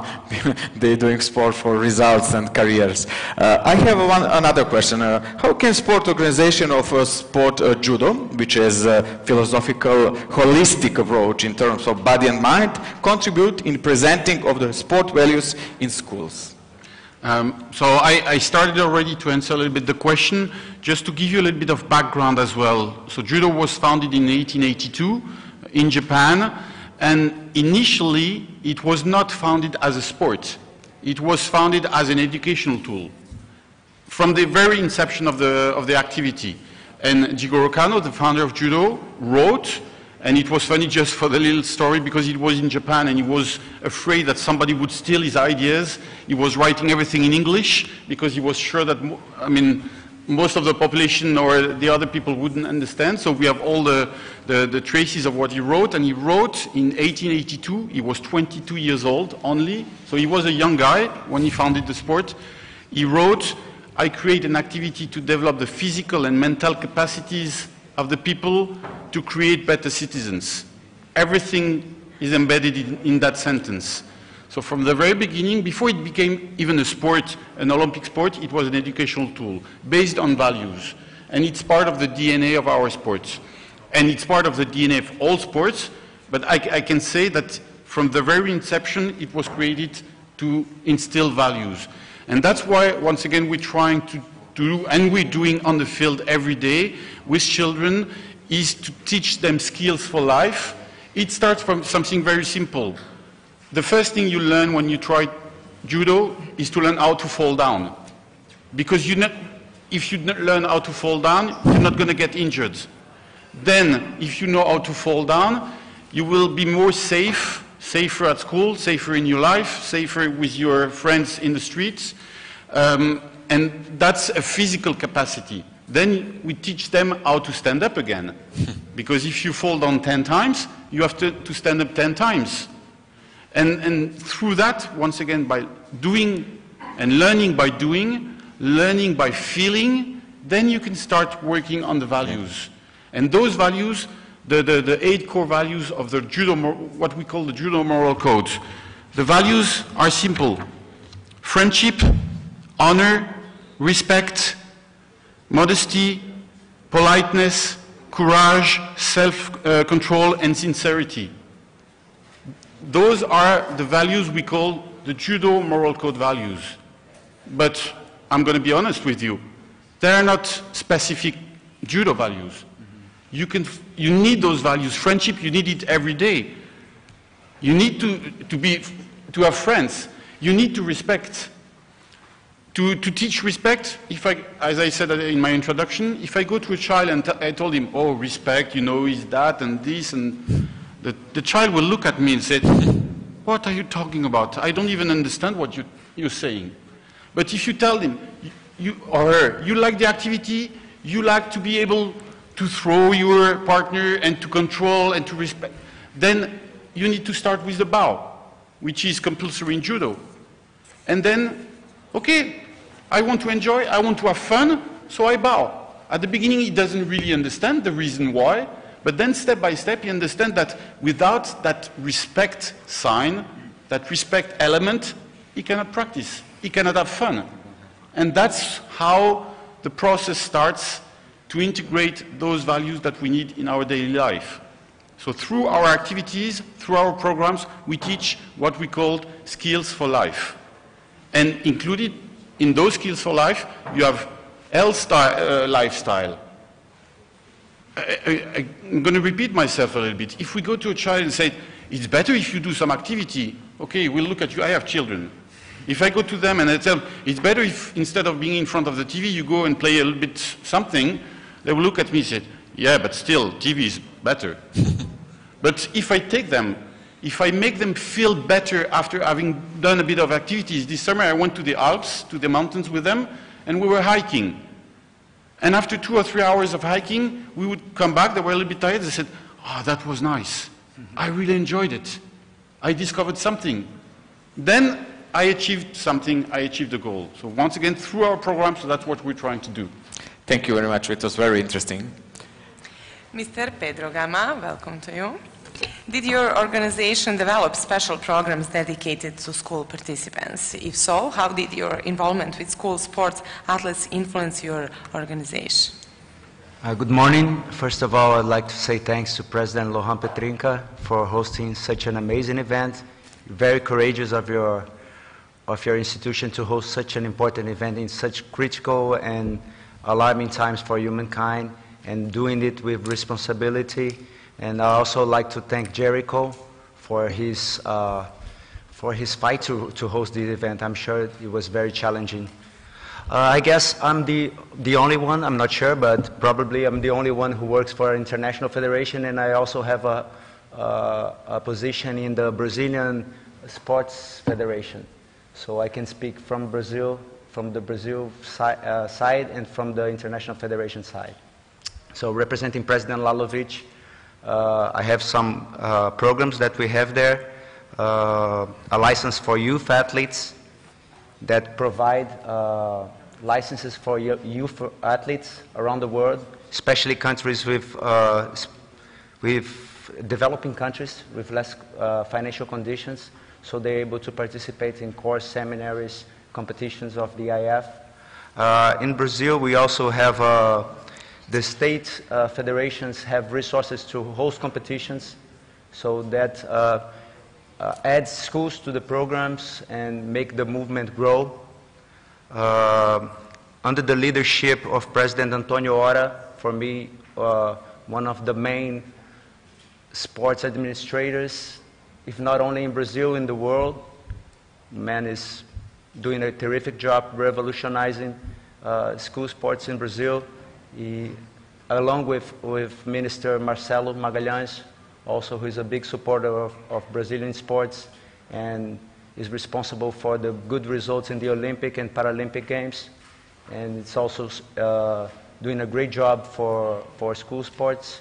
I believe Brazil has the potential to be really relevant in school sports, and in the future is bright for school sports in Brazil and in the world. Mm-hmm. And how can a sport organization of a sport, wrestling, which is one of a basic sport, contribute in the development of the healthy lifestyle habits for the school students? And how can a school sport contribute to the development of your sport, wrestling? Yeah, like you said, wrestling is a pretty basic sport. You don't need much apparel. You don't need many equipment to practice. It's one of the first sports for humankind. It's more than 3,000 years of history. I ask the pardon of my track and field friends to say that before running, you don't need to be taught to run, but you need to be taught to wrestle, you know. But either way, it's a natural style, because if you put two animals together, they will wrestle. If you put two kids together, they will push and pull. Yeah. And that's what wrestling is about. So we have a really nice program called More Than Medals in UWW, supported by the IOC and the Olympic Solidarity. It received the prize MBR Creative Sports Award for Best Initiative for Summer Olympic IF. and it aims for the retention of talents in a very important age of 15 to 17 cadets, like we call it, and it teaches values besides the maths values. You know, it's not only technical balance. You are taught about nutrition, discipline, and what you need to do to become a champ in life. Like my colleague said, maybe you don't have an Olympic champ in this program, but for sure you have a good citizen, a future administrator for wrestling or for a good company, for a big company, and you have a better person, and you contribute to humankind. In Brazil, we also have a program, a partnership between CBDE, which is the Brazilian School Federation, and the Brazilian Federation. That's why wrestling was one of the sports chosen to come here. And they recognize the importance of wrestling as a basic skill for development. And I'm very thankful for that as well. Thank you very much, all of you. Ms. Taonkara, Mrs. Zaglis, huh? Is that right? Yes? Yeah. Mr. Cabello, Mr. Mesner, Filho, for these interesting exchanges, which I'm sure that will generate more ideas and even more projects. A round of applause for them, please. Thank you. Thank you very much. Thank you. It's a pleasure, sir. First panel is over. Now it's turn for second. Thank you. You can go this way. You can. Thank you so much. Thank you very much. Thank you.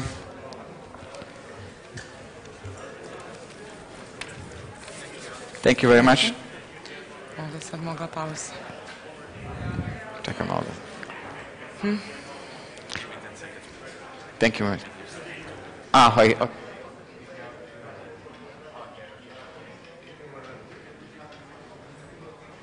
We have special occasion here, please.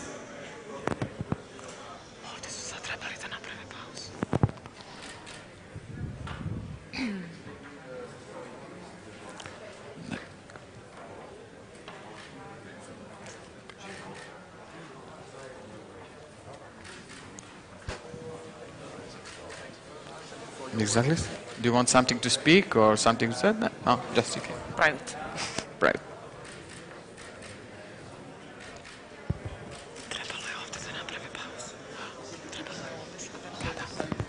Switch. Switch se ti to.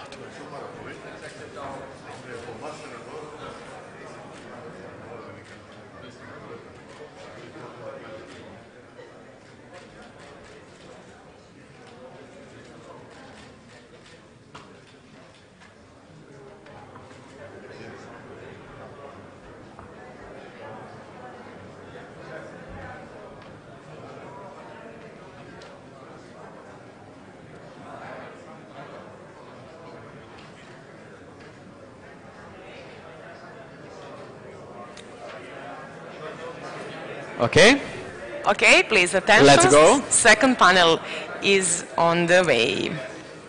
For this second panel session, talking healthy habits for youth, we mainly welcome representatives of the host country to present the application in Serbia of health lifestyle policies. Joining them are representatives from the famous sport university, the Foro Italico. Please, more attention, second panel. We are a pleasure to welcome Ms. Jelena Gudelj-Rakić, Institute of Public Health of Serbia. Mr. Milan Pašić, Ministry of Education, Science and Technological Development of Serbia. Mr. Duško Spasovski, Faculty of Medicine, Belgrade. And Ms. Katerina Pesce, University Foro Italico of Rome, Italy. Welcome. Welcome.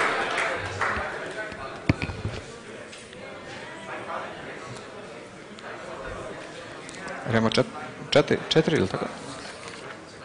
Jelena Gudelj. Četiri imam, tako da. Svi su tu. Okay, let's start. Questions for Ms. Gudelj-Rakić. Does your organization have data or some statistic on the quantity or quality of physical activity of the school students? Can you present us those the most interesting data? Good morning, everyone. It's my pleasure to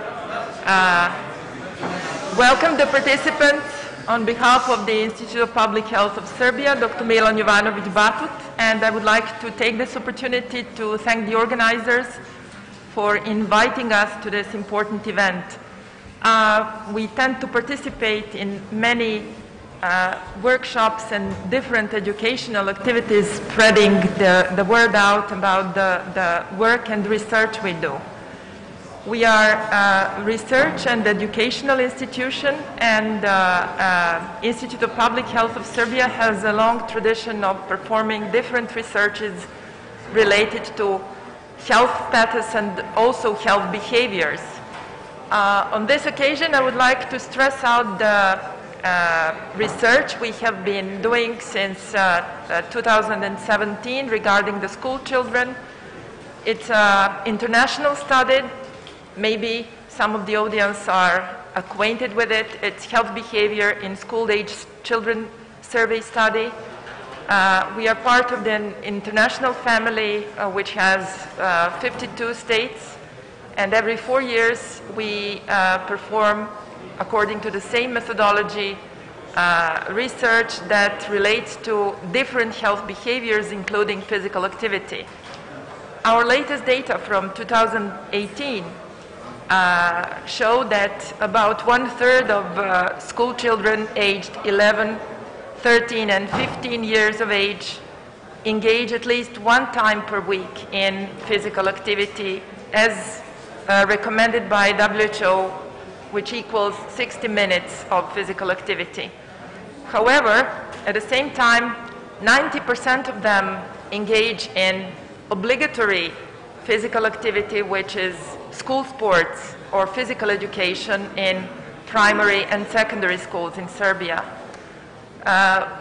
Also, research shows that boys are definitely more physically active than girls, and outside school hours they engage at least 4 times per week in about 50% of cases in regular physical activity.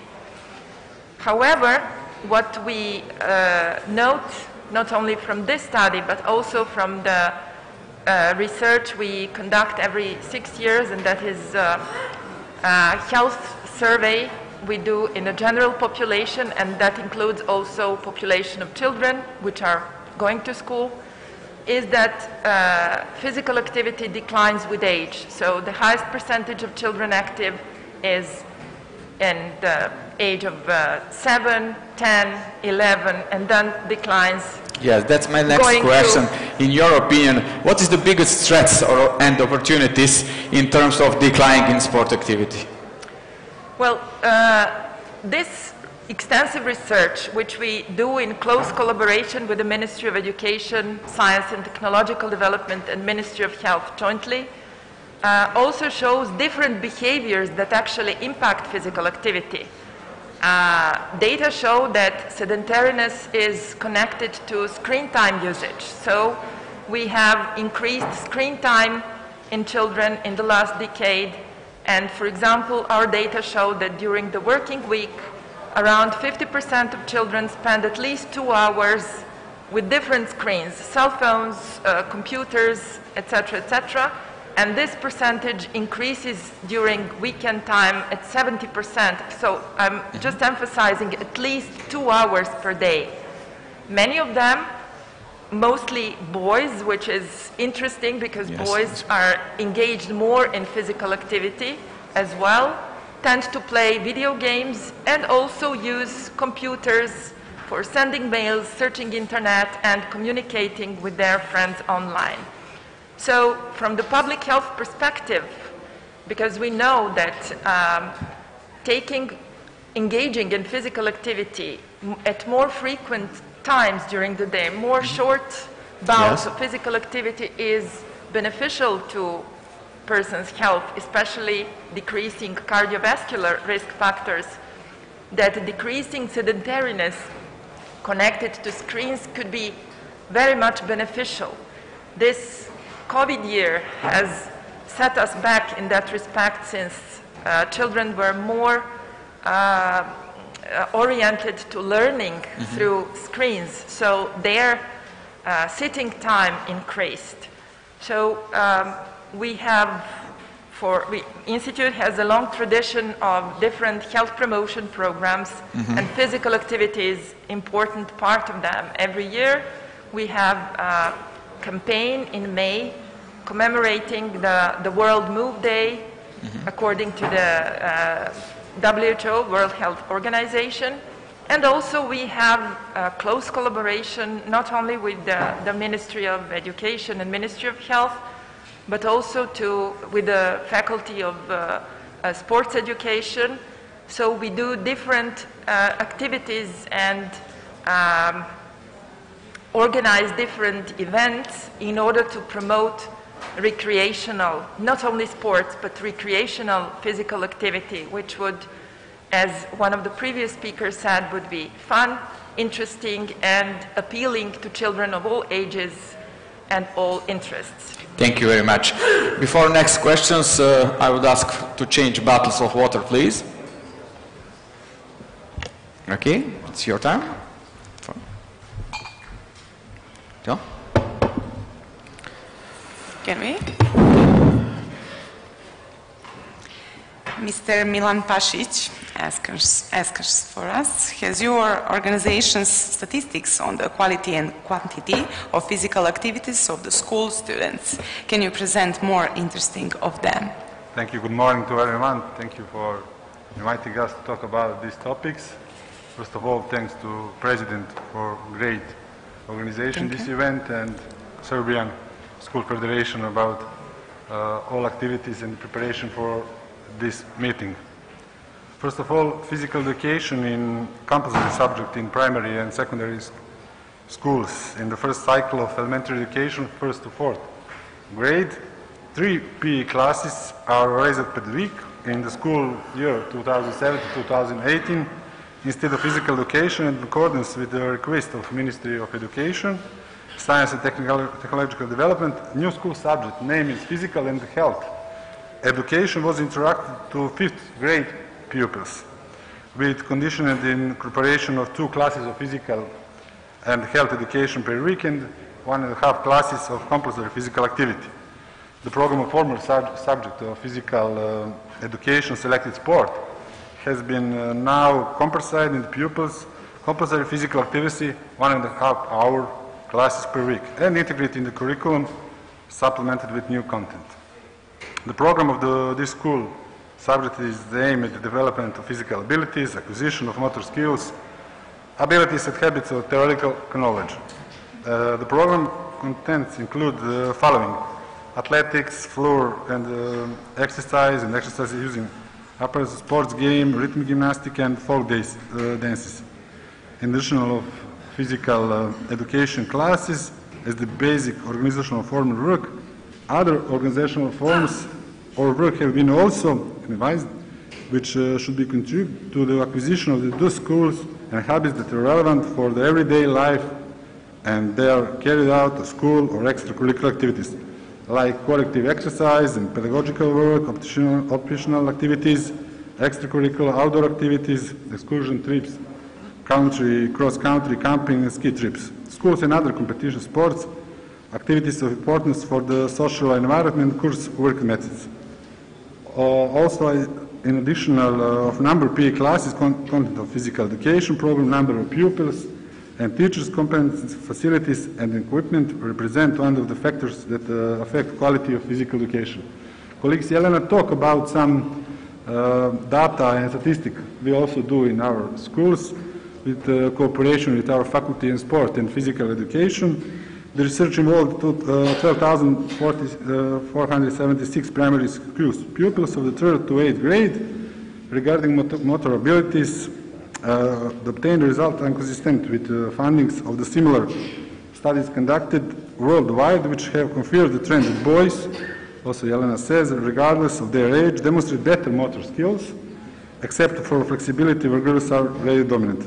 Also, the level of physical activity and energy expenditure in the adolescents from the urban environments in Serbia in relation to adolescent physical status and gender measured by direct assignment using CVA device. The obtained result can indicate that girls were less active than the boys, all physical activity levels. In addition, it was found that girls spent less time in physical activity during weekends and that during working days. Early adolescence is period critical for the giving up physical exercise in pupil, especially girls, and in sense the result have contributed to the better understanding of the difference and occur in boys and girls when it comes to their participation in physical exercise. Should physical education programs or extracurricular school sport activities include dedicated lectures on healthy lifestyle habits and sport values? The concept of physical and now we said health education, including school sports, which has already been pointed out, it's based on the unity teaching and other contents and activities in this area, and the school is implementing. This unity is perspectives for achieving the goal, which is the students improve their physical abilities, motor skills, and knowledge in the field of physical education and health culture, in order to preserve health and apply proper and regular physical exercise in modern living and working conditions. The goal is achieved by achieving the outcomes defined in 3 teaching thematics area: physical ability, motor skills, and physical and health culture. Therefore, the contents refer to healthy lifestyle and habits, as well as sports value, are included in the program that is already part of the program contents. Also, just to say a few things about, in accordance with the strategy of development, education, and upbringing in the Republic of Serbia until 2030, we will work on creating conditions through sport and higher teaching and extracurricular contents. It will contribute to the school becoming on the sports and cultural center and the level. Okay. Do you have something more to add, or that is all? I'm open to questions of interested. Okay. Now, ask questions for next. Okay, Mr. let's Lučko. go. Mr. Školski, Faculty of Medicine in Belgrade. Did your organization develop some special programs dedicated to school participants? First, I want to thank the organizers for the opportunity to be here with you and to discuss this very important topic. Important from my point of view. I'm an orthopedic surgeon in the field of pediatric orthopedics. So what school children do in their physical education classes as well as in their sports and their life is really of much influence to our work. But also this question is a little bit broader than I expected, because I come from actually 2 organizations. The first one is orthopedic hospital I work in, which is actually part of medical faculty, and we really did cooperate and had some activities like orthopedic surgeons and registrars have been helping doctors in screening of children, school children, and this orthopedic status of children was measured very thoroughly and precisely. So plenty of kids actually during these screening, annual screening exams in their schools actually discovered some deformities, some orthopedic problems. So probably we helped a little bit with this. But also I come from a sport which is a non-Olympic sport, but the largest boat sport in the world, which is the dragon boat. And thanks to the authorities in sports area and as well as educational area in Belgrade, we are this year for the first time establishing trial, like a pilot study of getting school children into dragon boat, because many of children, as my colleagues already said, drop out from popular sports, basketball, football, volleyball. And usually many of them do not continue any other sport. They turn to the sport of screening, you know. Yes. And for these kids, Dragon Boat, which really is very, very easy to do, is a good opportunity for them to keep occupied, to maybe have maybe a sports career, but a sport lifestyle. Yes. You give me intro for not all questions. Okay, I will start with, is this offer of school sport activity wide enough to keep everyone motivated motivated by sport activities? Well, as I said, yes and no. It depends on what the school can offer. Some schools do have like a lake or river. Yeah. Some schools are beside some big sport facility. There are popular sports which are obligatory in our schools, popular in Serbia, team sports. But many individual sports are also very popular in Serbia, but can hardly go into schools. But you know, like mathematics and language and other classes, they have classes and they have homework. Yes. Why don't physical education can have a homework? Like for instance, you have some sport activity or physical activity or some corrective activity like your homework. It's completely normal. If you put it this way, then like children are obliged to do homework in mathematics, why don't they can have an obligation to do homework in physical activity? Why not? Very good suggestion. Very good. How can the school sport activities influence on the musculoskeletal status of school children? Yeah, well, it is something which is frustrating me for years. I mean, I'm an orthopedic surgeon. When people talk about healthy children, they usually talk about obesity, yes. They talk about blood pressure, and seldom some other diseases which are not usually connected to musculoskeletal system. My friends, 97% of school children in Serbia, which are regularly like average healthy, you know, Serbia, have orthopedic problems. Usually minor orthopedic problems that require only guidance. Small portion of them require orthopedic intervention, operative, non-operative. But we have to deal with it. And because, who can do that? Because, you know, there's not too much surgeons with free time to go to schools and to examine children, or perhaps time in our examination rooms in hospitals for healthy children to come for some checkups. Then we decided to address professors of physical education, which usually also serve as coaches. Professor throughout the day works in school. Usually some of them have some clubs to run, and children to school and other children come to their clubs. So we developed a computer algorithm which is useful for professors of physical education to use, which actually is based on orthopedic data.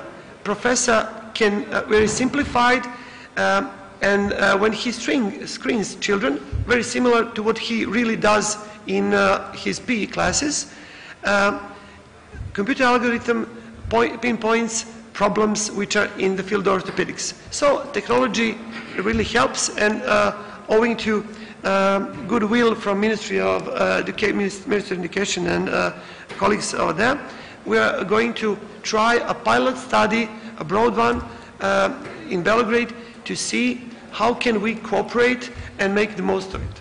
And I wanted to another thing to say, you know, last thoughts.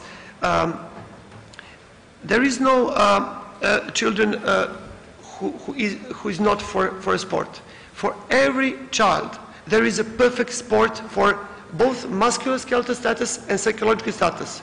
It's only a question whether this sport exists in his town. But the biggest problem, and maybe the best thing we can do, is to refine the selection process, how to advise the children to go to this specific sport, which can probably contribute to correction of his deformity, which can contribute to his mental status, maybe biochemical status, where this child should feel like he or she is at the right spot.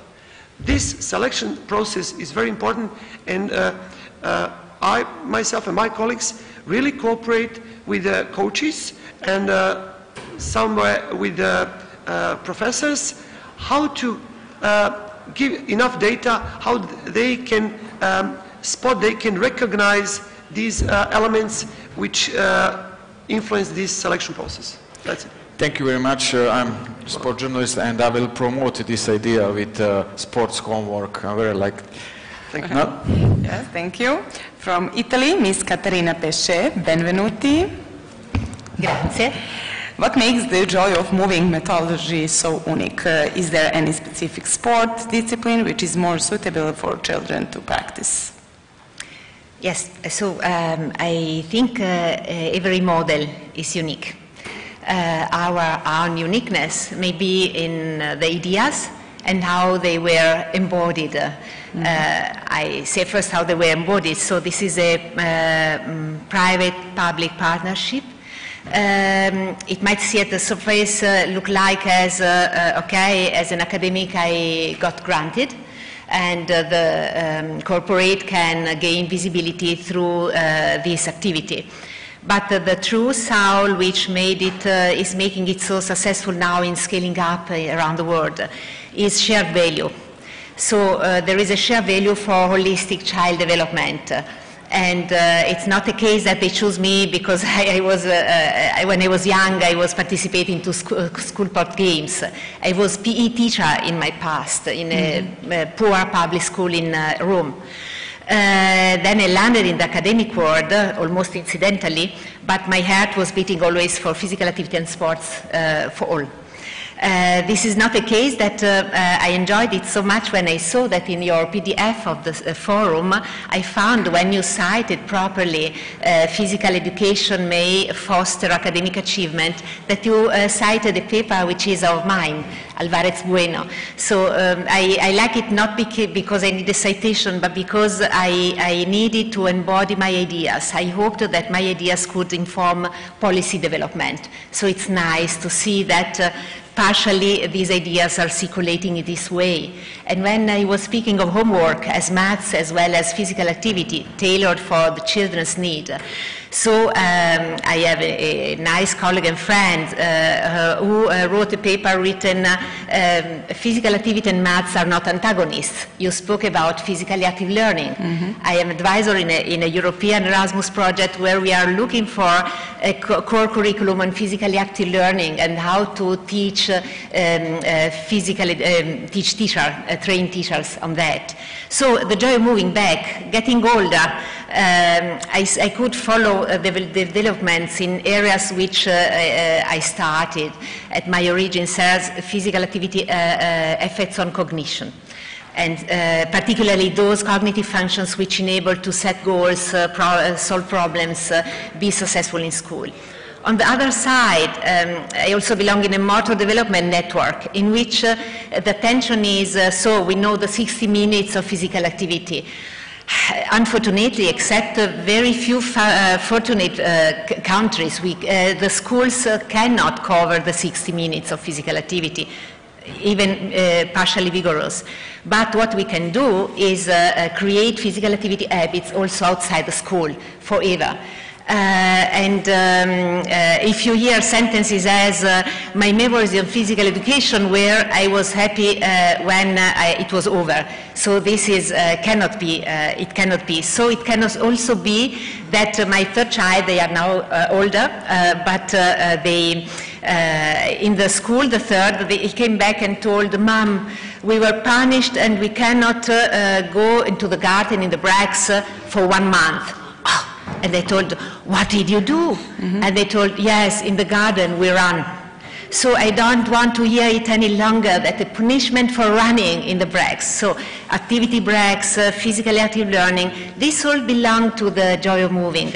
And the awareness which is growing in the public health arena that not fitness is relevant for children, this is not the final goal, but the very important thing is creating motor competence, because the motor competence and feeling competent, having fun while moving because I feel competent, this is the driver to have an active lifestyle. And what better than diversified multi-sports activities to enrich that motor competence, which is the core related to cognitive development, to life skills development, and to physically active habits, and so healthy lives.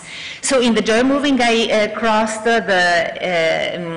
through physical activity games, which are enjoyable and fun for children, but teachers understand what are the demands in fitness, coordination, cognition, life skills behind the games. And then we create variations together with the teachers, and through the variations you understand that if you vary to increase some cardiovascular fitness demands, in the reality you are also targeting getting moved the coordination parts, the cognition part. So the interconnectedness of the demands, and so in a broader way, whole child, whole school, whole community.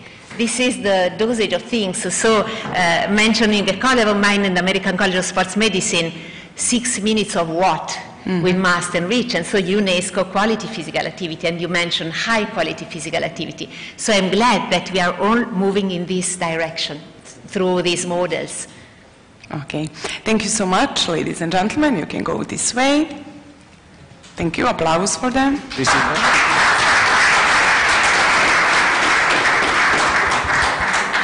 Oh, on that side, okay. Okay. As we have been able to note, and it goes without saying, policies in terms of the value of sport and good health only make sense if they impact the greatest number of, particularly the youngest. It is important to compare good participants. It is that we welcome Mr. Karim Herida, Ministry of Sport of France. Please.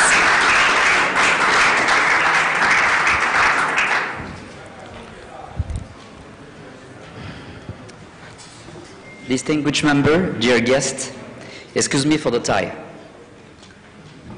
It's the French school attitude. Someone tell me it's the French school attitude to bring you to the lunch.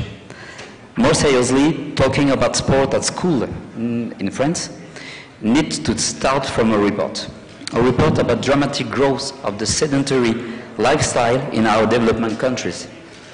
A report about the dramatic growth of disease linked to the lack of sport. This phenomenon affects France like many other countries. Half of French say that they do not practice physical activity. Dear guest, remember that the chair kills. 85% of teenagers do not practice the minimum of 1 hour of physical activity that is recommended to become healthy. 4 in 10 children spend more than 2 hours of screen time per day. This serious situation was taken into account in the decision of France to host the Olympic and Paralympic Games. The challenge was not only to host the biggest and most popular event on the planet. This political choice was made to place sport at the center of the concern, at the center of the political agenda. You know, I know, all sports promoters know how difficult it is to build sport public policies.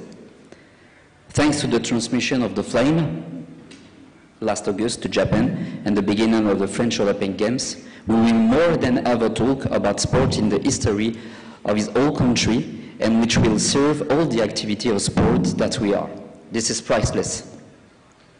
The government chose to engage behind was choice for sports and choice for French youth that we call Generation 2024. This commitment took place at the very beginning of the Ministry of Education. Because more than anything, we believe, like you, that from an early age, sport teaches the pleasure that rewards effort surpassing oneself and maintaining good health. There is no doubt that school is the best place where children can be encouraged to engage in regular physical activity. Aware of this strategic issue, the government has developed several levers by carrying out powerful political policies that I will now illustrate. Since the 7th of July 2020, education, youth and sports have been united under a single ministry. This new context is an opportunity to bring school sport closer to out-of-school sports, with its practice in sport clubs and associations. The ministerial priorities focus on the roadmap, identify 8 keys. Basic knowledge, building through physical activity, such as swimming and cycling for children age 4 to 11. All French young people must now know how to swim and be able to alert in case of problem. 2 points, development and increase in physical activity time of children. For example, the 30 minutes of daily physical activity are implemented in several elementary schools. A second example is the passport measure for the associative sports sector, but it's also a social measure to facilitate the access of underprivileged children and young people to sports. It's the equivalent of 50 euros to 5,400,000 of young French people in order to help them to bear the cost of their club memberships. Creation of a special school subjects about education, sports, practices and culture at General High School. Creation of a professional sports sector. Development of school sports and physical activity for disabled young people. And overall.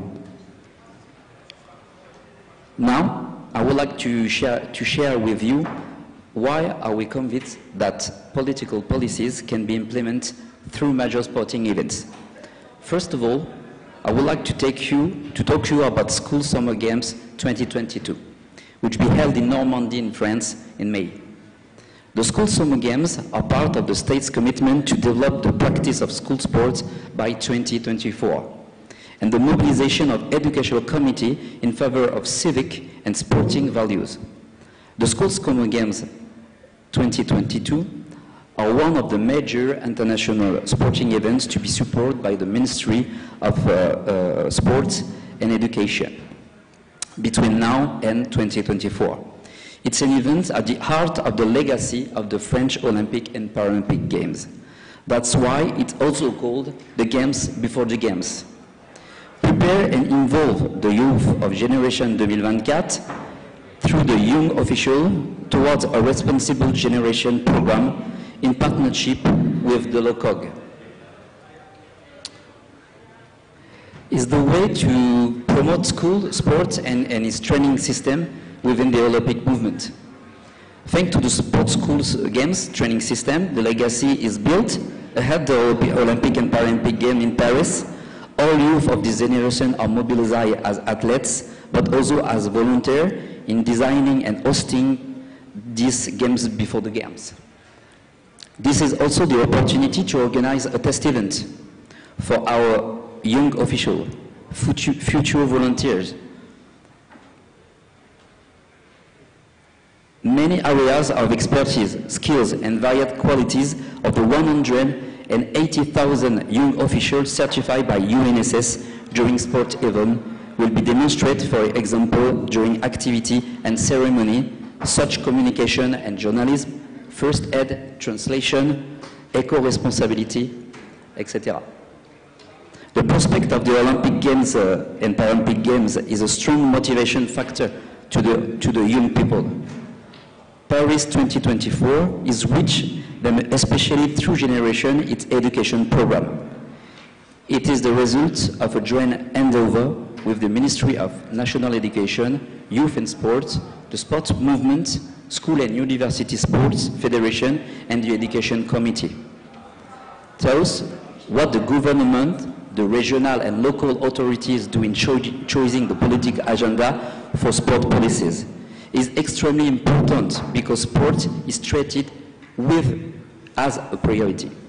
The Olympic and the Paralympic Games are above all a political translation of the mobilization of all the stakeholders, and it's the conviction that the practice of sports is a care from an early age.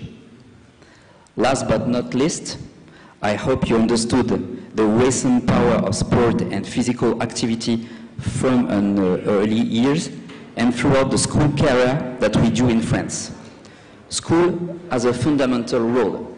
when that school sport represents the major source of physical activity for 80% of children.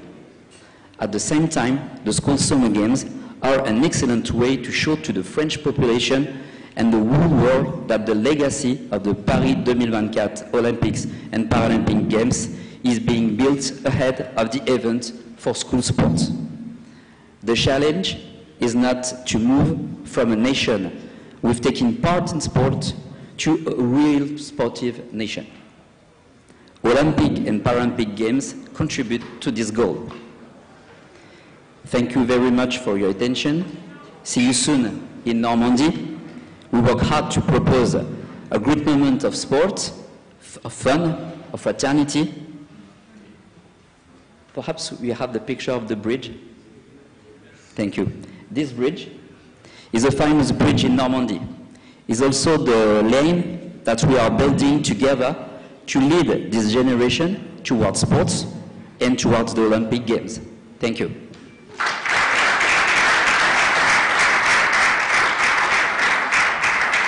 Thank you, Mr. Rida. Now I invite Deputy Minister of Education and Science of Ukraine on stage. Please welcome Mr. Artur Selecki.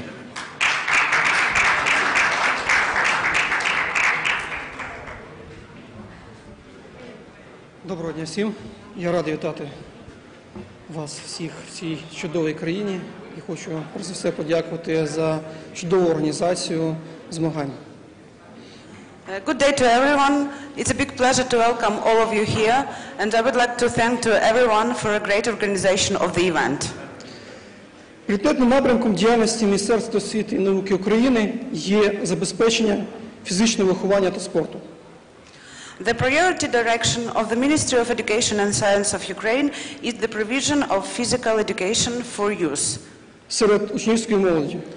For youth in Ukraine, as it is the fundamental base of the healthy nation. Що є фундаментом здорової країни. В цьому напрямку міністерство визначає стратегічні цілі. In this direction, the ministry defines the strategic targets. Створення умов до здорової рухової активності та популяризація здорового способу життя. Creation of conditions for physical activity and healthy lifestyle. Забезпечення доступності спорту для учнівської молоді. Provision of availability of sport for youth. Формування цінного ставлення до власного фізичного здоров'я, спортивних і духовних досягнень.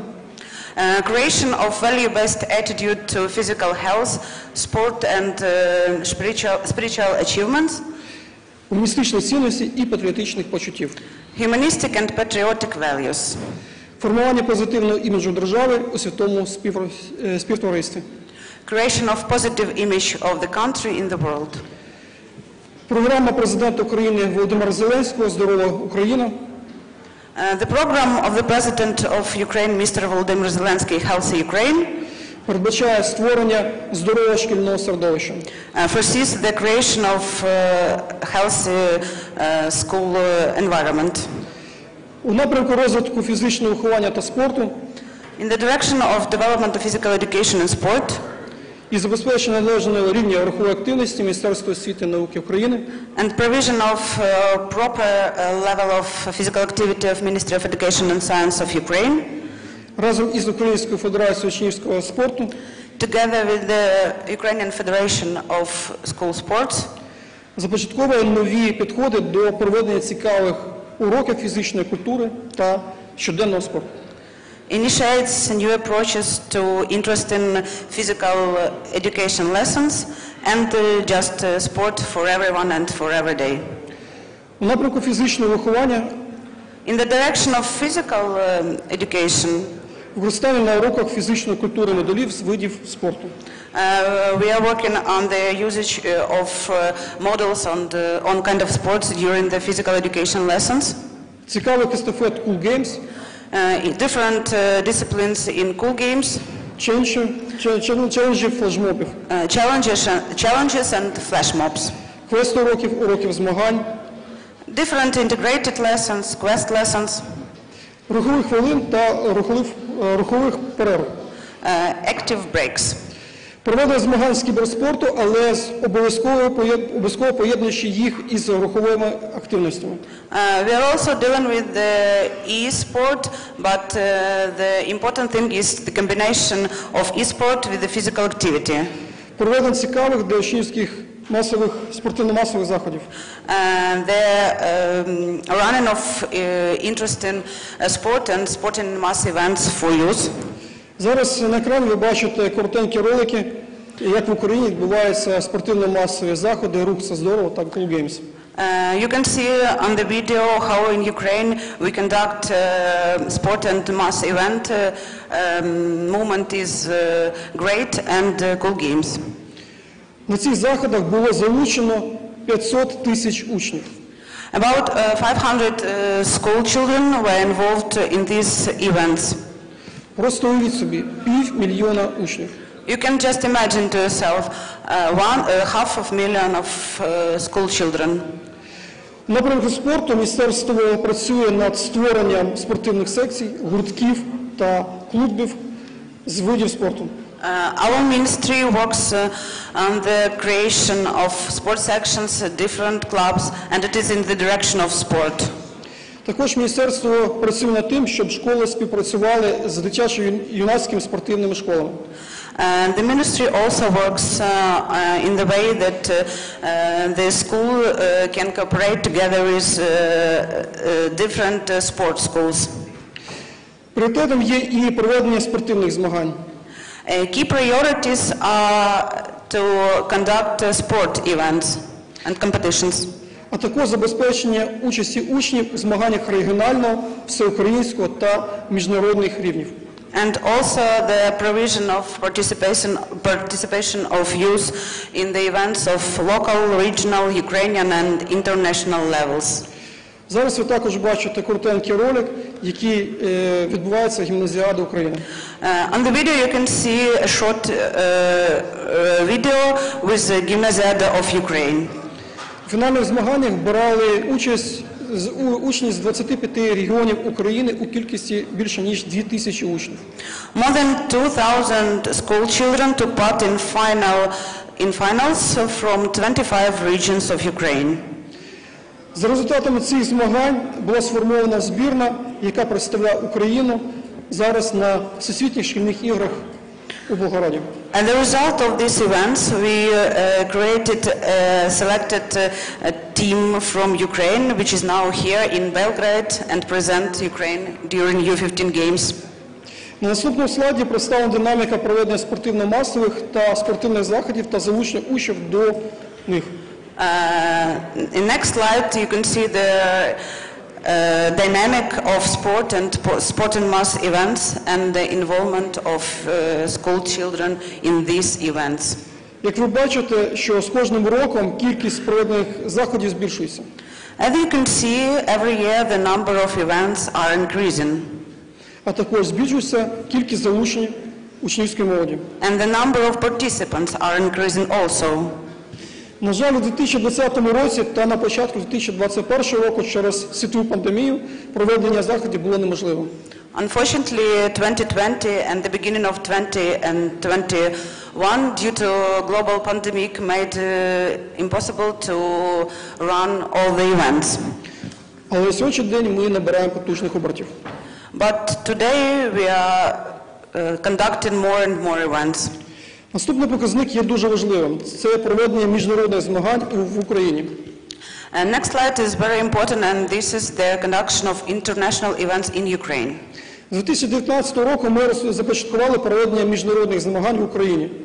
Since 2019, we initiated the conduction of international events in Ukraine. До яких залучили 14 країн світу. With involvement of 14 countries from the world, all over the world. Ми маємо надію, що цього року карантин не завадить нам провести 3 міжнародні заходи. And we do hope that this year the quarantine will not stop us and we can run and host in Ukraine 3 international events. Також цього року ми подали заявку на проведення у 2023 році в Україні всесвітніх учнівських спортивних ігор до 15 років. And this year we have an ambition plan, and we sent an application for holding in Ukraine in 2023 U15 Games. Велику увагу приділяємо у напрямку залучення вчителів фізичної культури до участі в семінарах та організації спортивно-масових та спортивних заходів. We also pay big attention to involvement of teachers of physical education in different seminars, in organization of sport and mass events, in establishment new and modern physical activities during the physical education lessons. Зараз ви бачите, як ми проводимо теоретичні і практичні семінари для вчителів, де вони отримують інформацію щодо сучасних та інноваційних підходів проведення уроків фізичної культури. On the video you can see the theoretical and practical seminars for teachers where they got the information how to run modern physical educational lessons with usage of innovational approaches to them. І, звісно, без роботи команди, яка майже в повному складі сьогодні прибула до Сербії, цих всіх здобутків не було. And surely without the team that came almost all team came today in Serbia, and all these results were impossible without it. Також хочу подякувати нашому міністру і нашому керівництву, це президенту України, за те, що так сильно підтримують спорт. I'd like to say the words of gratitude to the Minister of Ukraine who supports so strong sport. І особливу подяку хочу висловити Вадиму Стеценку, який очолює наш спортивний комітет, і цих здобутків не було б, якби не було його в нашій команді. And the personal thanks is to the head of the Committee of Physical Education of Ukraine, Mr. Vadim Stechenko.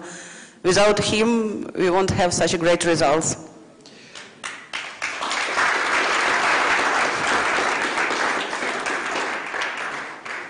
Дякую за увагу. Впевнений, що переможе спорт, переможе здоров'я. Thank you for your attention. I am sure the sport will win. And the health will win. Thank you very much. Thank you. Now I will ask guys to prepare stage for one special moment. By moving towards the end of this forum, which was rich in exchange of ideas and which demonstrate the involvement of sports federation and public authorities for the two themes addressed, we will proceed to more formal moment, but whose symbolism is fully in line with the image of this forum. Indeed, a memorandum of understanding will be signed between International Chess Federation and ISF. It is uncommon to include chess in a multi-sport event, but because it is important for the ISF to integrate all forms of sporting activity into these multi-sport events. For ISF, it is crucial to give the opportunity to school sport athletes, whatever their discipline, is it to meet the most varied number of other athletes. We welcome on the stage Mr. Arkady Dvorkovich, FIDA President, and Mr. Loren Petrinka, ISF President.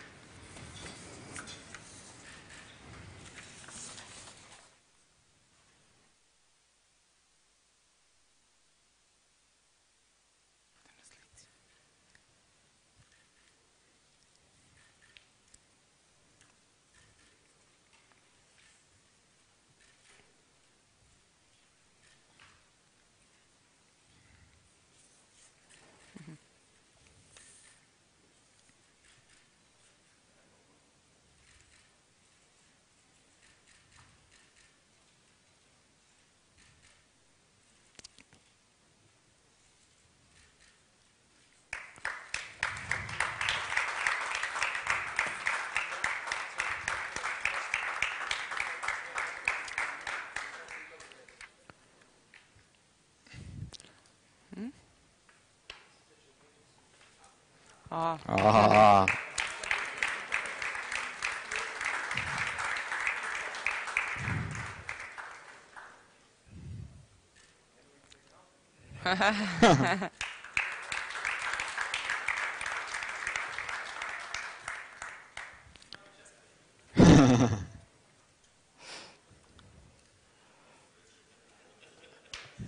Mr. Rokuch, thank you very much.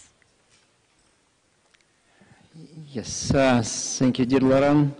Mr. President, I'm really honored to sit at one table with you, signing this new memorandum that will give a path to our expanded collaboration in the development of school sports and chess in particular.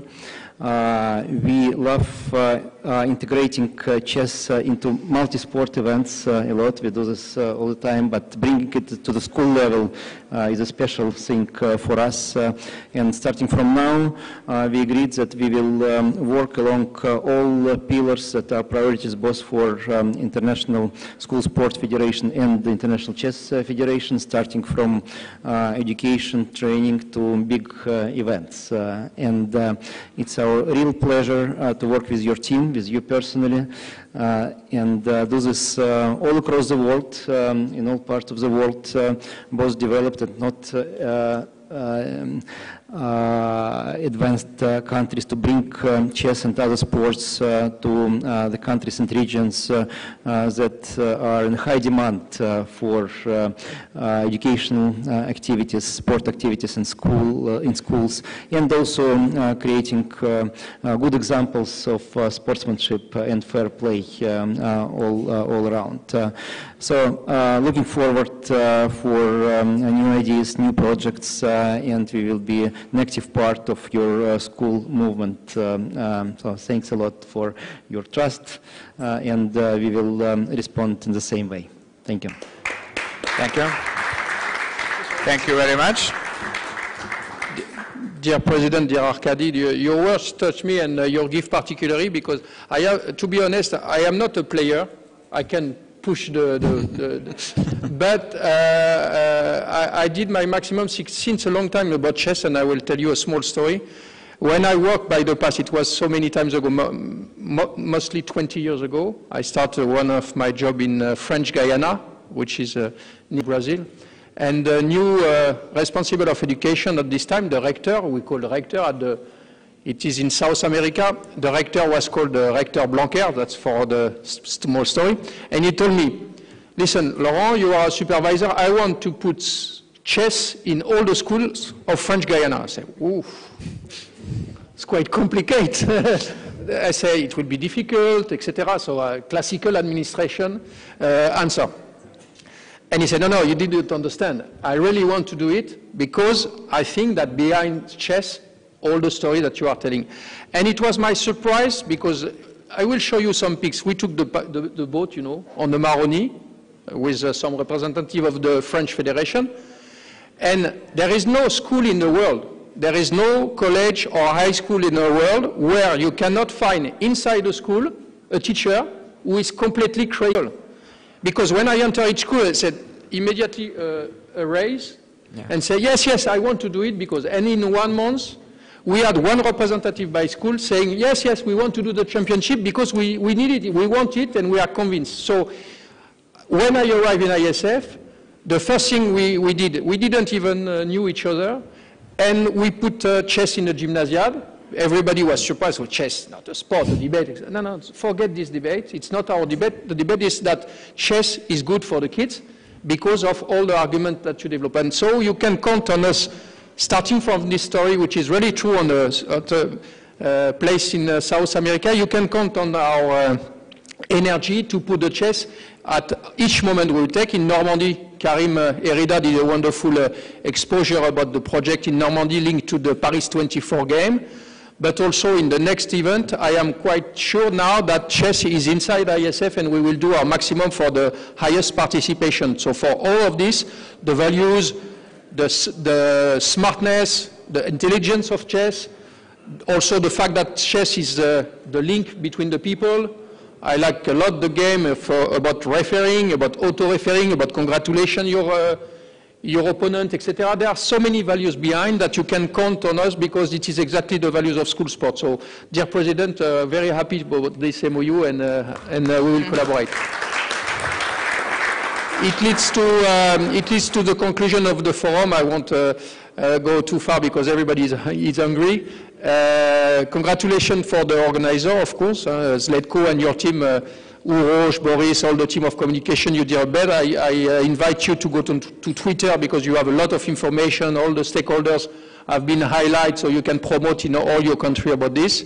Of course, I will grade the panelists because we had a lot of experience, international bodies, not only sport but also global organization, and so for all these reasons I think we can be very satisfied on it.